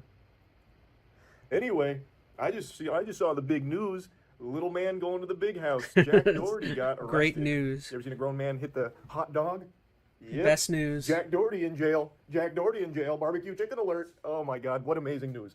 So yeah, the astute observers out there, you noticed I'm not in my normal dungeon, my normal troglodyte cave-dwelling ways. I'm right now at a hotel. I said Once Upon a Time in Hollywood isn't my favorite film, so I've had to go into hiding. That audio solution I cooked up there wasn't a whole lot better, so I'm going to try this. I'm talking to you through here, but I'm looking at you through here. Isn't that incredible? The 21st century technology capabilities we have. Mind-boggling stuff. Anyway. I'm here in Orlando at the Vans Warped Tour. We're partnered with the Vans Warped Tour here at Cheeky, so we have a big booth set up. If you're here, feel free to come stop by, get some free soap, win some soap, or just go to ucheeky.com and buy yourself some soap. We got a solo leveling collab that just came out. Best soap in the universe. But anyway, I peeled myself away from the event so I could come in here into this nice, wonderful dojo and just yap about some great news I just found out about Jack Doherty going to the Slammer. It is incredible stuff. When I saw the headlines, it reminded me of that It could go into the Slammer. I don't know why that's such a fun way of saying jail in my stomach and Slammer. a little bit of cum in my pants. This is a great day. So let's go ahead and look at the arrest footage together, and then we'll dive a bit more into the spaghetti and the meatballs about what actually unfolded. I think I did watch. He was just like arguing with some cop or something. What? No. Just totally ridiculous. Like, why are you arguing with police officers? Back up. No. Chill. Go to the sidewalk now. Go to the sidewalk now. You want to go with him? Funny. Go to the sidewalk now. Want to be funny? Take it down the street. On the fucking street. Who the fuck you think you are, bro? No, you're fucking not. After I fucking do it, who the fuck are you, bro? I was trying to walk in the street. Doesn't matter, bro. All you have to do is get in the fucking sidewalk. That's it. And you want to be fucking funny? That's it, bro. Yes. I've never loved police officers more in my life. Let's go, Popos. Let's go, Piggies. Popos for the win. Eat that W. What? No. If that doesn't put a smile on your face, nothing will. That would make even the Grinch's heart. What did this kid do, says Oda to Salty? I think he was standing in the middle of the road. And that's why the cop is yelling at him. Is the cop's like, dude, I was telling you just to get out of the middle of the road. You can kind of see, in the video, they're literally standing in the middle of the road in Miami. And this cop is like literally like, dude, I was asking you just to stand off to the side. Go to the sidewalk now. Yeah. See what I mean? This guy's even telling the other people, go to the sidewalk. You guys are standing in the middle of the road in the middle of Miami. Go with him? Funny. You want to be fucking funny? Go to the sidewalk now. Want to be funny? Take it down the street. On the fucking street. Who the fuck you think you are, bro? No, you're fucking not. After I fucking do it, who the fuck are you, bro? I was trying to walk in the street. Doesn't matter, bro. All you have to do is get in the fucking sidewalk. That's it. And you want to be fucking funny? Yeah, the cop's just saying, he's like, dude, I was just telling you just to get out of the road, and you're not listening and wanting to be funny and recording the whole thing probably. If you want to know why so many people are enjoying seeing it, if you don't know anything about Jack Doherty, he's kind of just an a-hole kid. Who he is he's like a public nuisance who he goes around streaming, and he goes around literally accosting people and like harassing them, and then in multiple occasions he's had like his personal security guard. He hires like these huge freaking people to be a security guard, and there's multiple times where his security like assaults people that he pisses off that come and try and attack him because he's pissed them off. If you see, I'll even show you in the video. If you look here, just look behind him. You can see his security guard standing there. Look, this guy right here behind him, the big guy. He always hires some big like person, and the security's like. Go to the sidewalk now. You want to go with him? Go to the sidewalk now. And I even love it. If you even watch, I don't know if they'll show it in this clip, but there's a part where Jack is getting arrested. And did I turn off the music? I don't even remember if I turned it off. No, it's off. Okay. There's a part where he's being arrested, and as they're pulling him away, you can see his security guard is walking away and is even mad at the other people that are recording this, because they're like, dude, all y'all want to do is stream or something for content or something. So even the security guard is like, damn, dude, it's your fault. You guys got him arrested because y'all just want to mess around and be stupid. We'll see if it's here. Yeah, watch the security guard. You're fucking not. He was trying after I fucking do it. Who the fuck are you, bro? I was trying to walk in the street. Doesn't matter, bro. All you have to do was get in the fucking sidewalk. That's it. You want to be fucking funny? That's it, bro. JD. JD. You're great. I don't know. That section wasn't there, but there's a particular video over here. You see what he said? Everything y'all do is got to be for gosh darn content. His security officer says.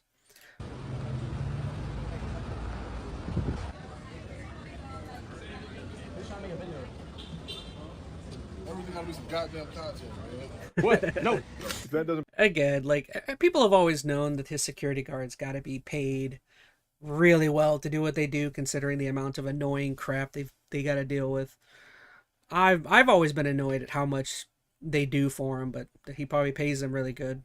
Sounds like a rich little turret's his own, and I think he is. His parents have money or something. Put a smile on your face and nothing will. That would make even the Grinch's heart grow 3 sizes seeing that arrest footage there. The officer repeating, "Who the fuck are you?" right to Jack Dorkey's little face there. I know that Jack was soul-crushing. That was a dagger. That was a wooden stake through the vampire's heart, hearing the officer just bitch on him like that in the arrest footage. But yeah, anyway, Sack Dorkey here, 22, which, by the way, what a brutal existence being 22 years old and looking like that. Goober still looks like he puts his teeth under his pillow waiting for the tooth fairy to leave him a quarter. I wouldn't be surprised if this dude's asking for the coloring sheets at restaurants that he pays visits to. Even his mugshot, he looks like he's posing for the middle school yearbook or something. This guy just super sucks, and he literally looks like a baby man. It's gotta be awful. It's actually just gotta be truly terrible. But anyway, he was charged with possession of a controlled substance, possession of marijuana, and resisting an officer without violence, according to the online booking records. The charging records accused Doherty of possessing amphetamine as well. It's gotta be some goddamn content to Skylar, and act like he doesn't do the same thing. Oh, the security guard? Well, I mean, I honestly can't even be mad at the security guard there. The security guard's got to be mad. The guy that pays him just got arrested. You know what I mean? The security guard is just doing their job. If they're paid to protect him no matter what, and that's your job, I guess, you know, if that... to me, it's not necessarily me having a problem with what they're doing for money. To me, it's more, I just don't see how emotionally they can just deal with being around somebody like that 24/7. I think that's the part that it's like, I don't understand how you just don't get so frustrated with this kid that you just like freak out on him. But yeah, I mean, I never blamed this. The only security guard who I can blame was the one security guard that punched that dude in the chest. I'll pull that up, I guess, if you guys never saw that clip from Jack Doherty. Like his security guard's doing what he's being paid to do, but like, what is a Jack Doherty punch? Oh, this clip right here. This is the only time I've seen his security guard literally doing something that's like, what are you doing here?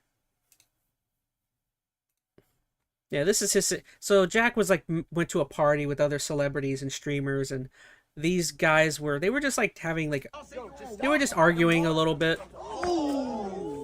And the security guard is like, Doing too much.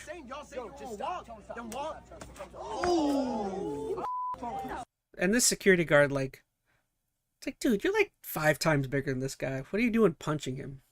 But yeah, you can see how crazy that was. I'm just saying, y'all say you won't walk. Then walk. It's like, dude, what are you doing? Like, what? I really hope that that security guy got fired and probably had charges pressed against him. But yeah, again, that's just an example of how crazy his security is that he hires. That one. I mean, you know, if the rest of them aren't doing stuff like that, then so it's all drug charges. Go, you know, I get haven't on you. passed the bar, so I don't know how serious all of this is. All I'm saying is I think we can pump these numbers up a little bit here, get some more charges on the books here. I think it requires a further investigation. There's a good chance he was transporting uranium-235 in his prison wallet. All I'm saying is we got. Oh, and that's another thing is he got arrested and he had like, yeah, it said he had marijuana and then also some other drug in his pocket. So he doubly got in trouble. He got in trouble because he wasn't listening and not listening to the police, and then also he had got busted for possession of. So I definitely think there's some more charges we can find to slap on there for sure. Maybe there's some rumors of Jack Dorsey looking to steal the Declaration of Independence for some content. The Miami Beach Police Department remains steadfast in its commitment to maintain public safety and order throughout the city, regardless of celebrity status, is what the agency said in response to all this. It's very cute that they say celebrity status because Jack is not a celebrity. He is a knuckle sandwich magnate. I guess he's very popular for eating fists, but he's not really a celebrity per se. He's just this public spittoon everyone likes to take turns spitting on. The department will continue to take proactive enforcement against action against behavior that endangers residents, visitors, or officers, and will hold all individuals accountable under the law. As for the series of fortunate events that led to this, there's also I'm just thinking. There's also another crazy video I remember of what was the Jack was trying to kick his girlfriend out of their house. What was it? Girlfriend breakup? There was some breakup thing with the house.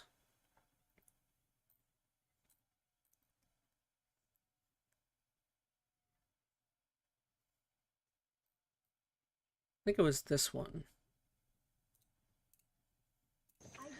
And he's like being so annoying when they already have the cops there, which it's like, what do you, like, the cops are here and he's like just being so annoying with the cops, and I'm like, dude, what are you doing? The cop, they can arrest you. Yes, you usually wouldn't answer me. You called the cops before you fucking talked to your boyfriend? Are you kidding me? Like, how the fuck are you doing that? That's it, bro. That's all I did. That I don't know. Yeah, but I did. I just wanted to talk to you. That's it. So she clearly was peeved at him or annoyed, so she's just like called the cops so that she could like get out of there, I guess. And it's like, dude, what are you? Again, there's literally police with you, and he's just like, he's still like kind of harassing her, really, even though the police are there, which I find crazy about this clip. You wouldn't answer me, bro. Are you fucking kidding me? Like, what? Like, you called the cops. You can't like slow down so I can be with you. You gotta get out of my house. I didn't let you. I didn't say you can come in. She's letting us in. She doesn't own this house. I didn't say you can come in my house. Her address is on here. She's a resident here. I don't care. You guys are not allowed in my house. We're not here to have a hard You guys aren't allowed in my house. I'm sorry. She lives here. Who gave you? She did. She doesn't own this house. Just because she lives doesn't mean she didn't. Bro, you called the. Yeah, he was just like totally insane. It's like the police officer's telling you she's listed as a resident of the house and said I could come in. Just because you don't want me here doesn't mean she doesn't want me here. You know what I mean? And he's just like, I don't know, being totally annoying. That's the only major things I can remember from him. There's so many other things of him messing with people. Oh shit, I deleted the video. Or what was the other video we were watching? Oh, this one. To this, apparently him and the Mickey Mouse Clubhouse were blocking traffic, but since Jack is the leader of the goof troop, he wanted to take things a bit further and flew a bit too close to the sun like Icarus here. Around 3:12 a.m. Saturday, Miami Beach police officers were conducting a high visibility detail when a group of individuals entered the roadway from the east sidewalk into northbound lanes. A man from the group, identified as Doherty, separated from them and attempted to engage officers to create video content, positioning himself in the middle of the roadway with passing vehicular traffic and creating a significant safety hazard. I just can never understand. I can't wrap my noodle around Jack's persistence to like try and present himself as a tough guy, where he's even gonna puff his chest out at police officers and then hide behind his security. That's become his like go-to strategy. That is his anime finishing move. He causes a ruckus and then hides behind his much larger men that are paid to protect him. Like the people that are paid to put up with him are the ones that he just tries to hide behind while slinging insults and just being a douchebag. So like I think, again, I get strong like Vitaly vibes from this kid. I think he's gonna end up getting in some. I mean, he already is in trouble, but like, he better watch it because he could eventually go the Vitaly route. Where isn't Vitaly still in prison in Vietnam or Thailand or something? Vitaly was over in Vietnam or Thailand and was acting crazy and got arrested, and he's been in prison for like how long? When did he get a? How long's he been in Thailand? Was it Thailand or was it oh, it might have been the Philippines actually. So Vitaly prison.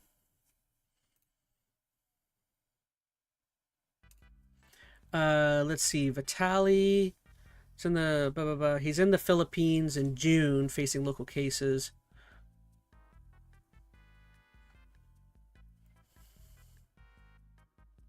So he posted bail recently. Says he's still in the Philippines.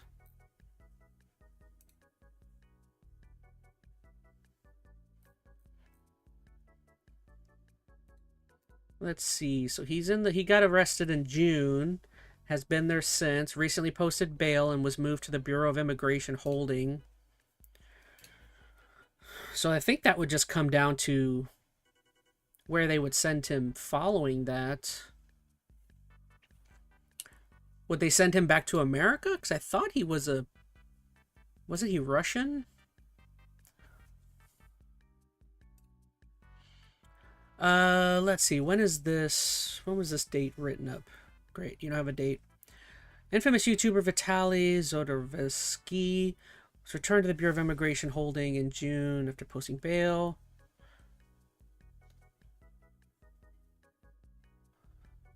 Okay, so this isn't actually a recent event. Anyways, I'm pretty sure he's been in prison this whole time, so. Yeah, like I said, if Jack Doherty is not lucky or doesn't fix himself up, he could eventually go down that route. Again, I'm not saying I hope that's the case. I definitely am at least happy he's being punished, but I'm saying if he doesn't turn things around, he could go down that So in an effort to avenue at some point. I don't know, trying to be a big man on the officers and then hide behind his security guards, he ends up getting arrested and then charged with a lot of ancillary drug charges as well that they happen to found. So they began issuing multiple commands to get him off the roadway, but he kept refusing. Even his group was apparently urging him to comply, like they were tugging on his nipples, like, Jack, come on, we got to get back there, please. But he was just so fixated on trying to get just a crumb of attention out of all of this for his god-awful content. They continue warning him that he would be arrested if he continues. And his response was apparently, once I'm done with this bet, which is a fucking stupid bet in the first place, just go play in traffic. That bet is someone hoping that you'll get yourself killed, and Jack doesn't realize that. Miami Beach police safely apprehended him in the middle of the road, and due to his deliberate refusal to follow lawful orders and continue to obstruct traffic. They then searched his person, found half an orange oval-shaped pill with 3 imprints on it, consistent with Schedule 2 amphetamine, as well as a black plastic container holding 3 hand-rolled suspected cannabis cigarettes weighing approximately 4 grams combined. Great, so he had weed and he had amphetamines on him. Great.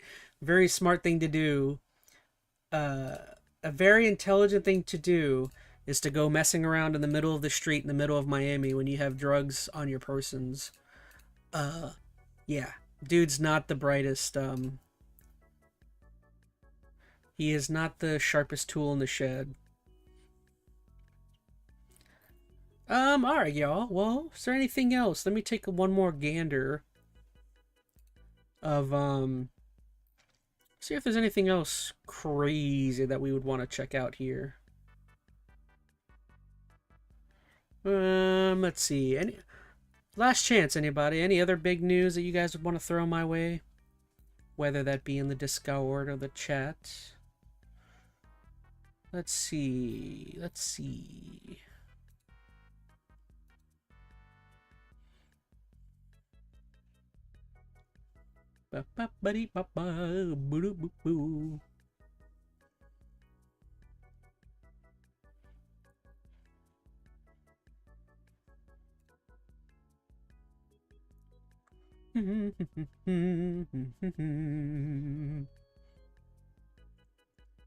Well,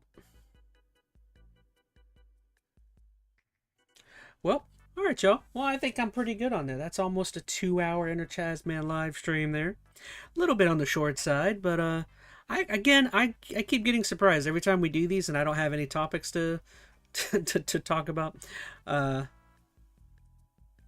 Oh, the chick on TikTok had a DoorDash order. Well, we'll check that out real quick. But yeah, I'm always surprised. I don't have any topics for some of these, and then what is it? TikTok. What is it? DoorDash? TikTok DoorDash girl.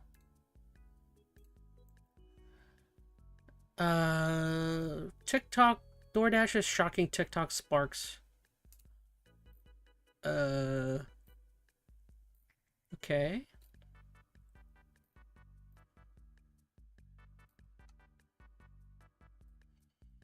Alright, I guess let's check this out. I have no idea what this is.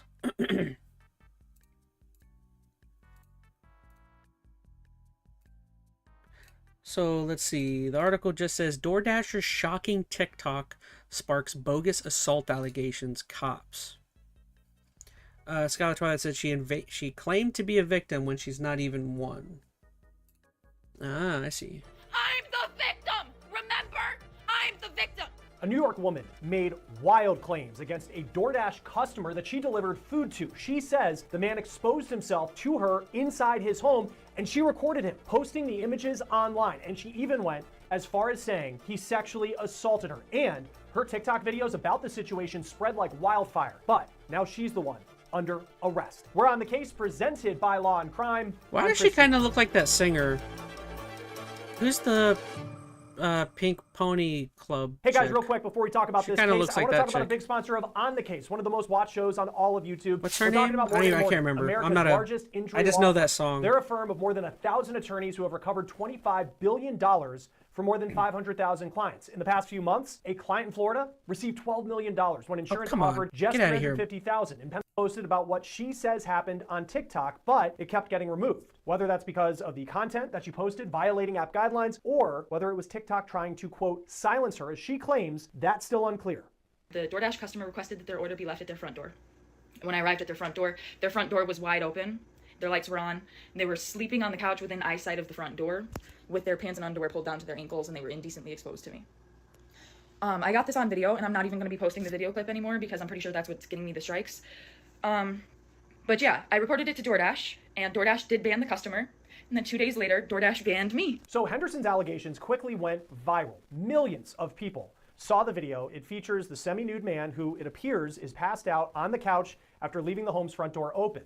Now that content was then reposted with other content creators commenting on what happened. Now according to Syracuse.com, one of Henderson's videos had 30 million views. So this went everywhere. In her original video, which was taken down, Henderson allegedly insinuates that the customer saw a woman was delivering his order and staged himself for some sort of exhibitionist thrill. Now, the images sparked heated debate in the comments. Had it been the customer's plan all along to expose himself to whoever showed up to deliver his food, or was this just an unfortunate and inappropriate mistake? These are the questions that police have been trying to answer. Some of the more cynical commenters have suggested that Henderson herself opened the front door, then took the video to get attention. Also, at the heart of the conversation, swirling online, was Henderson's claim of sexual assault. Could what happened be categorized as This sexual is such assault? a Was there weird... anything there for any sort of charge? We'll get more He into was in that the comfort just of a his own moment, home, but says Henderson Skylar. made it clear that she was not giving up.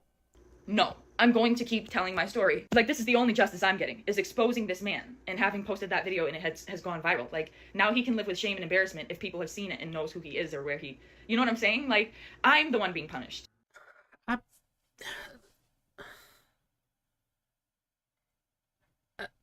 Yeah, I mean, the guy may be I feel like I need to know a lot more about this. I mean, so she was delivering food, walked up to put the food down, noticed the man was in the nude while sleeping, and walked inside and recorded him?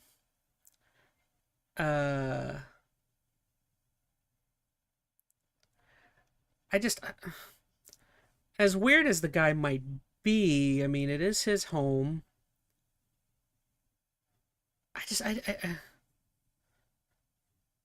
I definitely don't know if it's I don't know. Again, I feel like I need more information on, like, did she go into the house? There was an option to leave the order by the door, which whenever I order DoorDash, that's what I press, is just leave it by the door.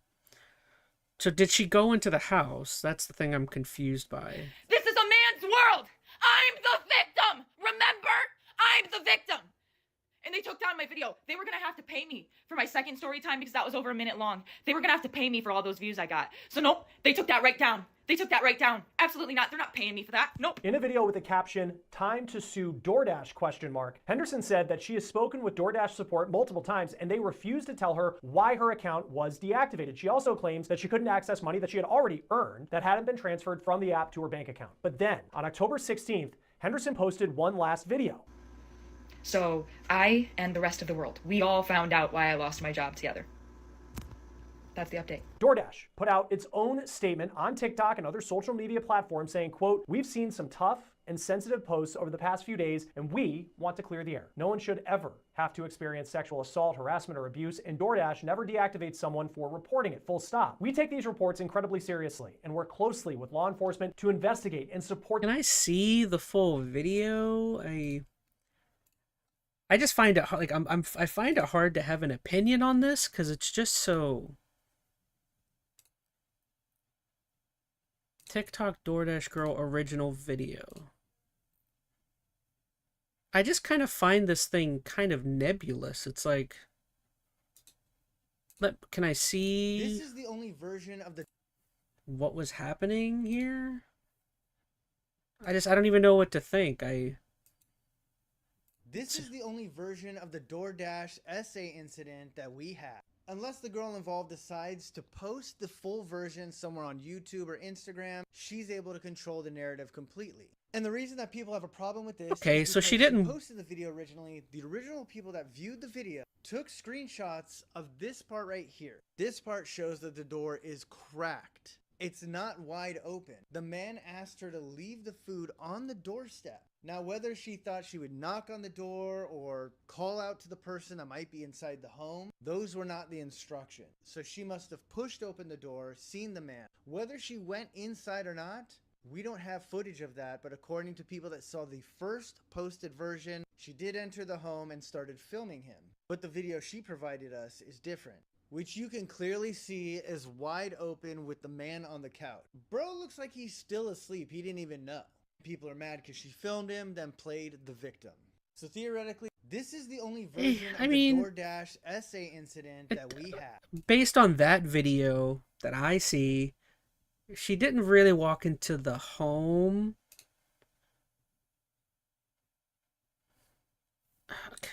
I don't. This is the only version of the DoorDash essay incident that we have. Unless the girl involved decides to post the full version somewhere on YouTube or Instagram, she's able to control the narrative completely. And the reason that people have a...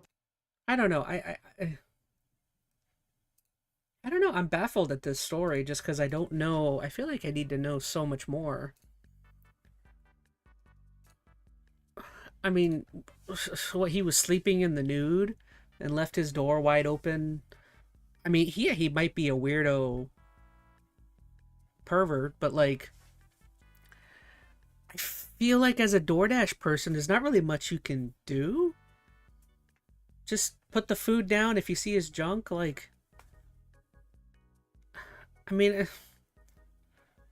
to me, it's just one of those things where, like, you know, I don't mean to tell people what to think and emotionally what to do, but like, as an adult, there is sometimes things you're gonna have to deal with that is annoying. Is that an incredibly annoying thing to deal with? Absolutely. But he might just be a pervert, and it's like, yeah, it's annoying, but just put the food down and go home. You know, go back to work. I don't know. I just think she's doing entirely too much. You know what I mean? Like,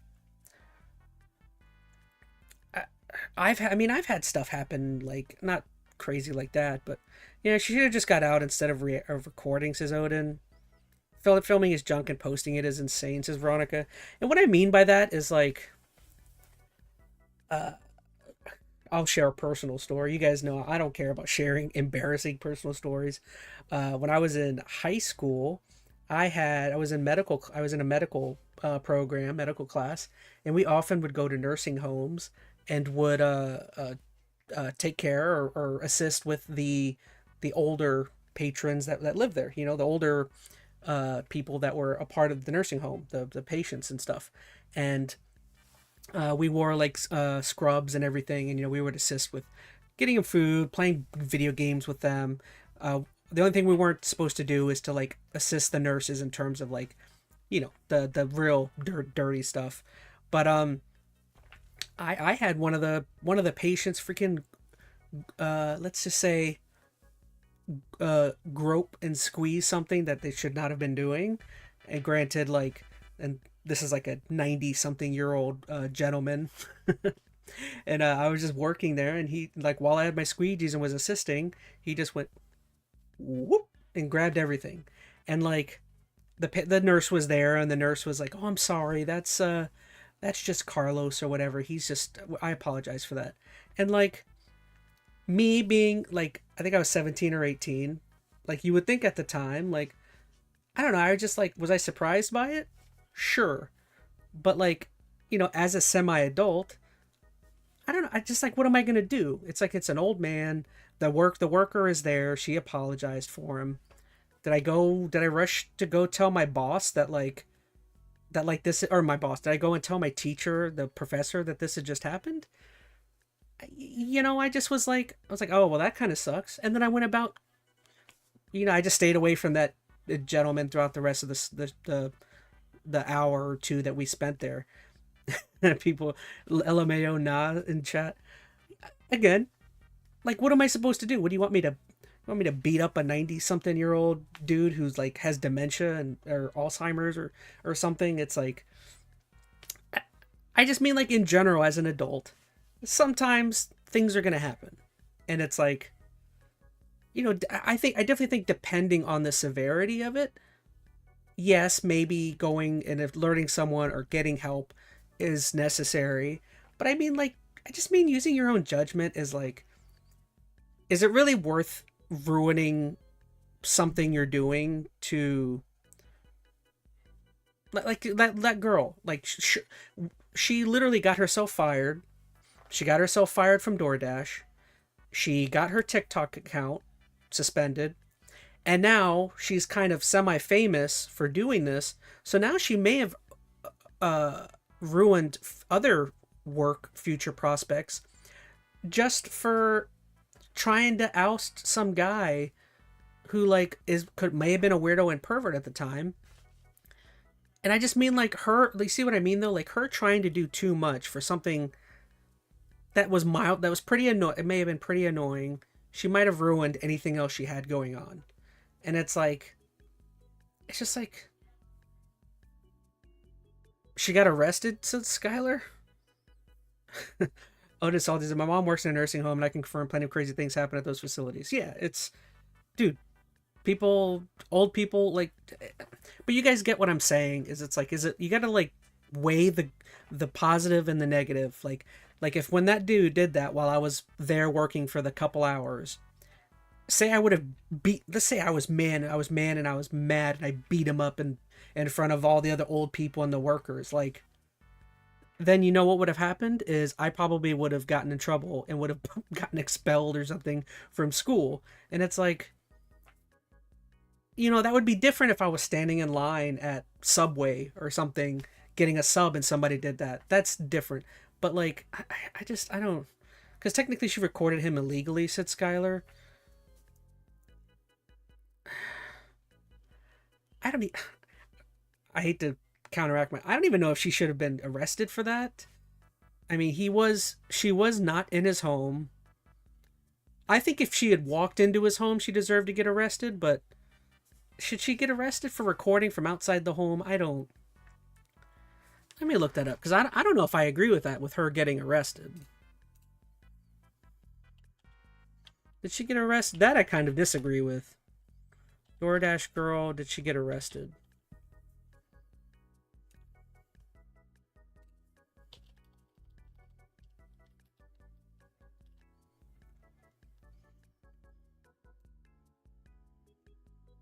Um.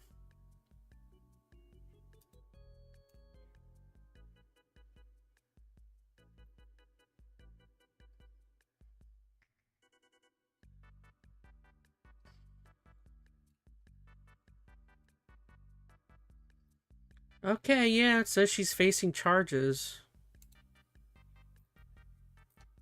I don't know if I mean, I guess. To me, that just seems like we're talking about a chick who filmed a guy while delivering his DoorDash.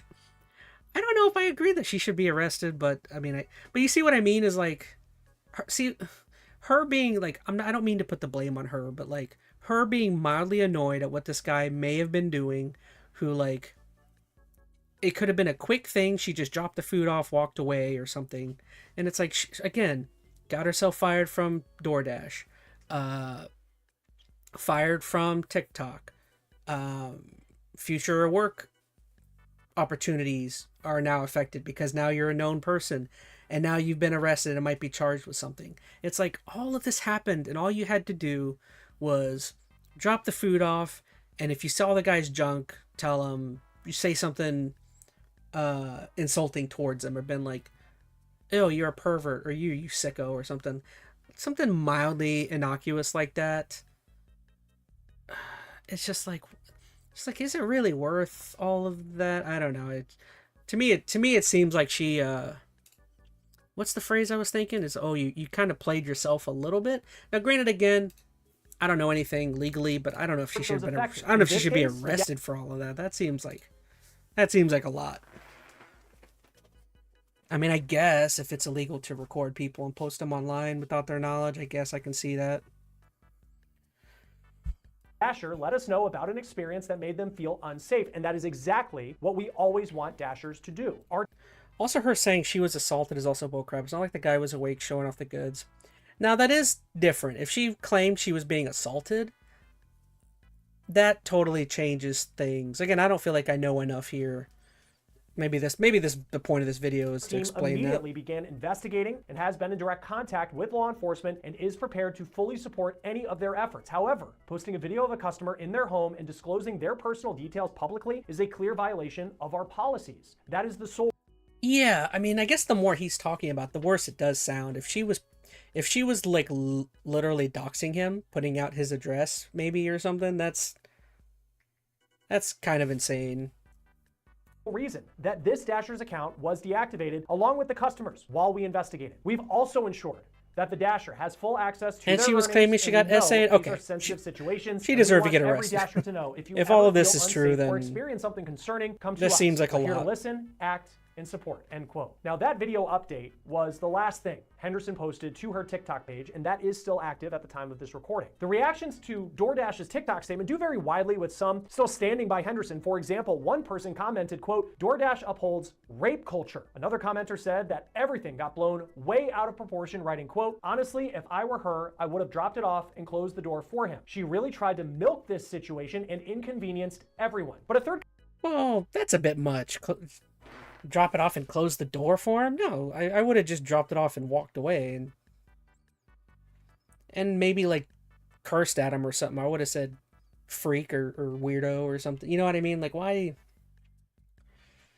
That's doing a bit too much, tucking him in and closing the door, lighting a candle for him. That's like...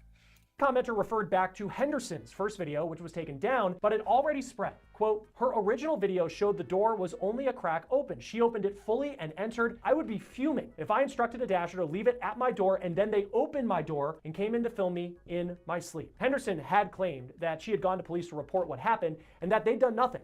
But an investigation was underway behind the scenes, and its focus was Henderson, not the unconscious man in his home. In a news release, Oswego police reported, quote, "The video, along with the subsequent investigation, indicates that the male was incapacitated and unconscious on his couch due to alcohol consumption. The video was taken from the exterior of the male's residence. The DoorDash driver subsequently posted the video to social media, where it drew significant attention. It was further discovered that the DoorDash driver had made claims of being sexually assaulted during this incident. The investigation by the Oswego Police Department determined that no sexual assault occurred. The male, depicted in the video, cooperated with police and provided a statement." End quote. Okay, I mean, I guess it is, it ain't that culture, what's it, Veronica? Look, I would rather not deal with all that. I'd close the door and drop it off. The more I'm learning is it is sounding as though there's a bit more malice on the side of this girl than what I was thinking. I can see why she might need to see some help or something, because her reaction to all this seems kind of it is a bit on the extreme end. She first went viral. Henderson made headlines again when she was arrested on November 10th for 2 Class E felonies, 1 count of unlawful surveillance in the 2nd degree, and 1 count of dissemination of an unlawful surveillance image in the 1st degree. Oswego City Police Captain Brian Thompson told local news outlet CNY Central, quote, "When you put something out there, there's no taking it back typically. When you're making social media posts, take an extra second to think about." Odin Salty says, I would just close the door and pretend I didn't see anything weird, not really worth putting much focus into. Yeah, no, that's kind of my thing, is like, somebody, it definitely is somebody taking something small that was very annoying and just blowing it up to something it doesn't really need to be, it shouldn't have been.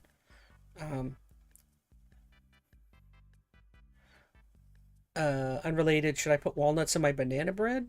Sure, I guess. I don't love the food and move on with my day, says Reese. Yeah, I agree. What you're putting into the world. Now, according to Oswego Police, Henderson was processed and released and given an appearance ticket for a future court date in city court that will be in December. If she is convicted, she could face up to 8 years in prison. Joining us now to talk about this case, and there is a lot to unpack. Oh, she does not deserve 8 years. I'm sorry. Great to have you on Law and Crime. That's kind of crazy. I guess just first, have you ever seen a case like this? It just seems so bizarre about kind of the twists and turns that got us to this point. So I've never seen anything that is exactly analogous with this case, but we have seen kind of similar cases where 8 years sounds insane. I'm sorry, her seeing any prison time and then does some sort of posting of it, whether it's on her life is kind of ruined already at this point. It's like, do you really need to throw her in jail? That kind of runs afoul of this statute. So it's the particular contours of this, the DoorDash aspect of it, and you know whether or not. Although to be fair, if you're that guy,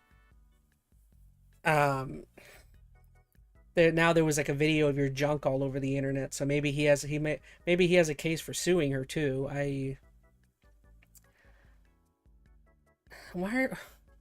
It's just like, to me I don't want to let the guy totally off the hook. I mean, I guess he's not in the wrong for anything, but that is weird, being naked on your couch, totally drunk in the middle of the day. I'm sorry.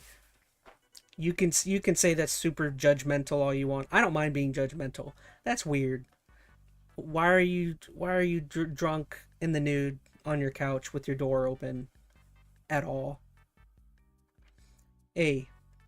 Again, I don't care. I'll be judgmental all I want. To me, that's weird. It's not illegal, from what it sounds like, but it's. I feel like I'm in the right to be like, dude, you're kind of a weirdo. Now, I wouldn't tolerate someone accusing somebody of sexual assault. That's just crazy. Says, yeah, that's when she starts getting into the weirds. That's when she starts getting into junk mental. I said judgmental. Did I say junk mental?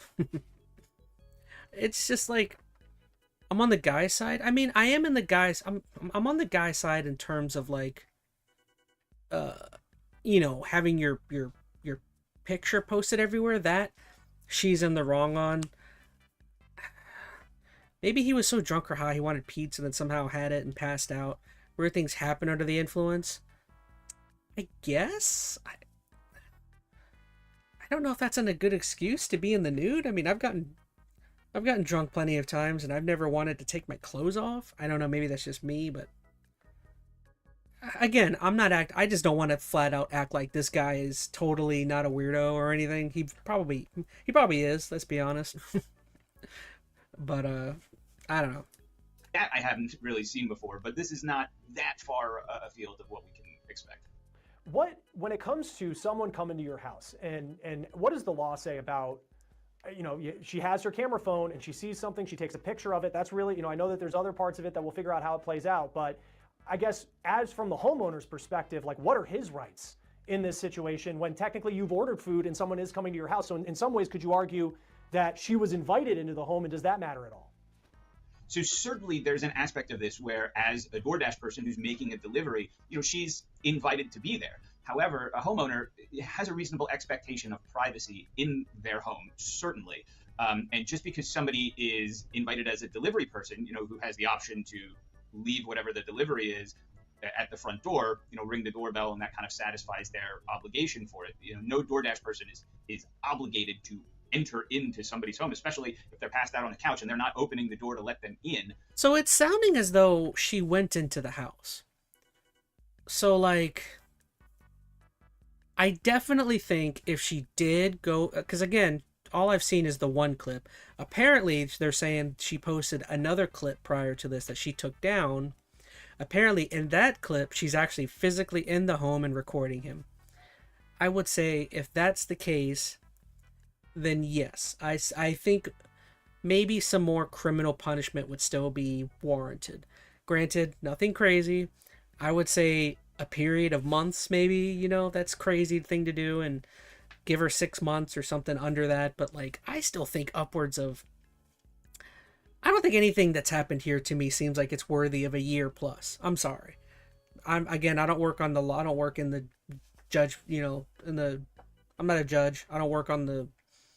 I'm not a lawyer, defense lawyer or nothing, but to me it's just like, I don't know, this is not the worst case of anything I've ever heard of.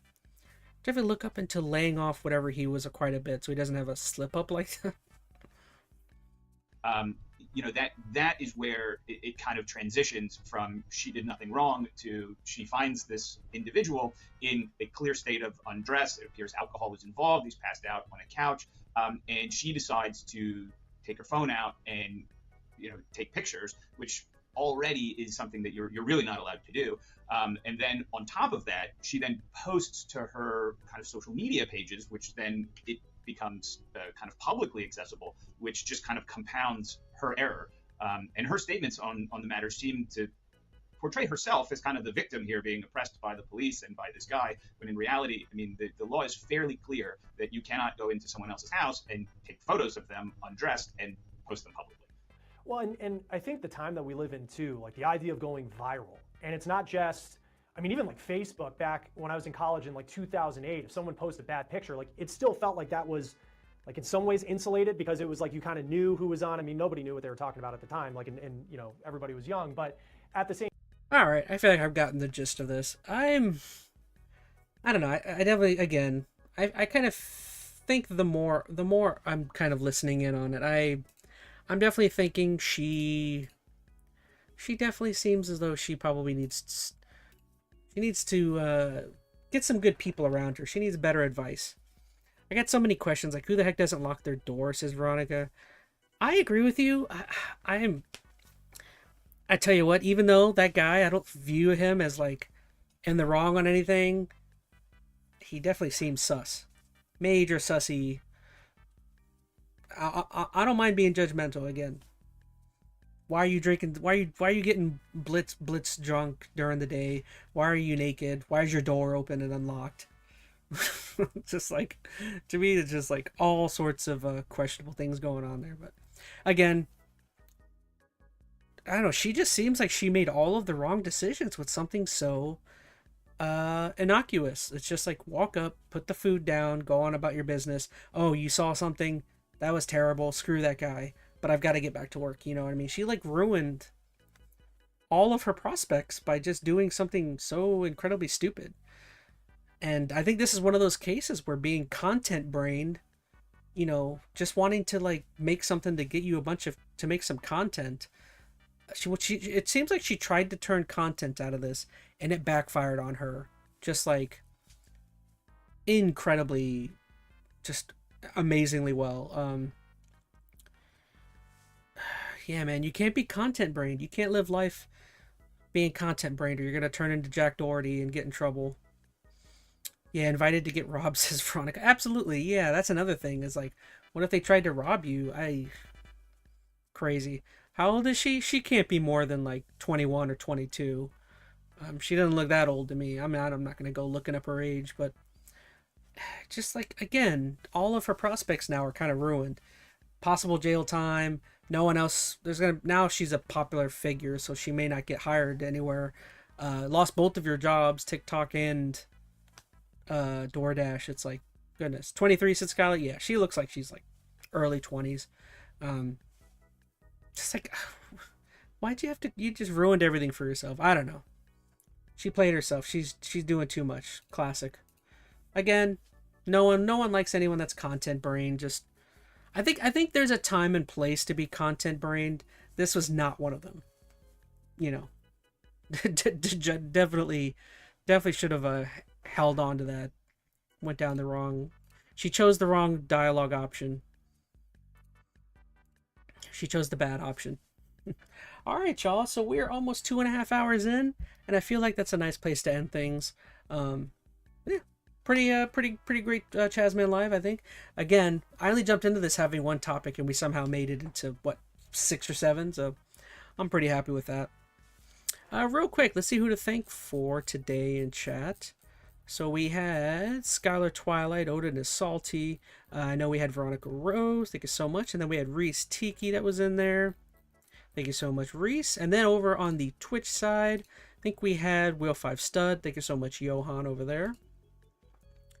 Appreciate all y'all. Thank you so much for joining. Patreon backers, thank you so much, Skylar Twilight, Tim, and BioCrash. Appreciate y'all.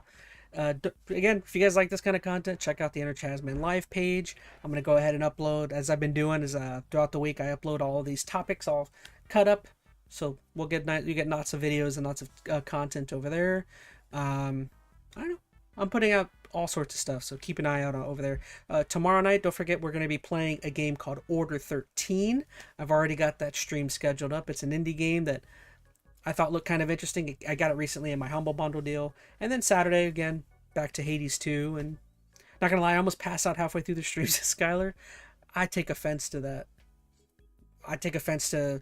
Maybe I'm not being entertaining enough. Is that it? No, I'm kidding. Yeah, if you didn't see a large amount of this stream, we talked about the Game Awards and stuff like that.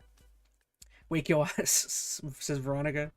Yeah, if you guys want to know when the Game Awards actually happens, that's on December 10th. So you can expect on December 10th, we're going to do a nice long, probably 4 or 5 hour stream watching that. Yeah, that's all I got. I'm kind of tired myself. I need to go make more coffee or something. So, all right, everyone. I'll see you guys tomorrow for Order 13. Hopefully that game's kind of interesting. Keep them peepers awake. All right, thank you so much, everyone. Adios. I'll see y'all tomorrow. Don't get in trouble. Don't randomly go into people's houses and take photos of them. It's not cool, man. Not cool, bruh. In my defense, I had to wake up at 5 to get to work at 6 a.m. Goodness gracious. I don't miss doing that crap. It's too much. All right, everyone. Adios. Have a good one. Bye-bye. Bye-bye. Bye.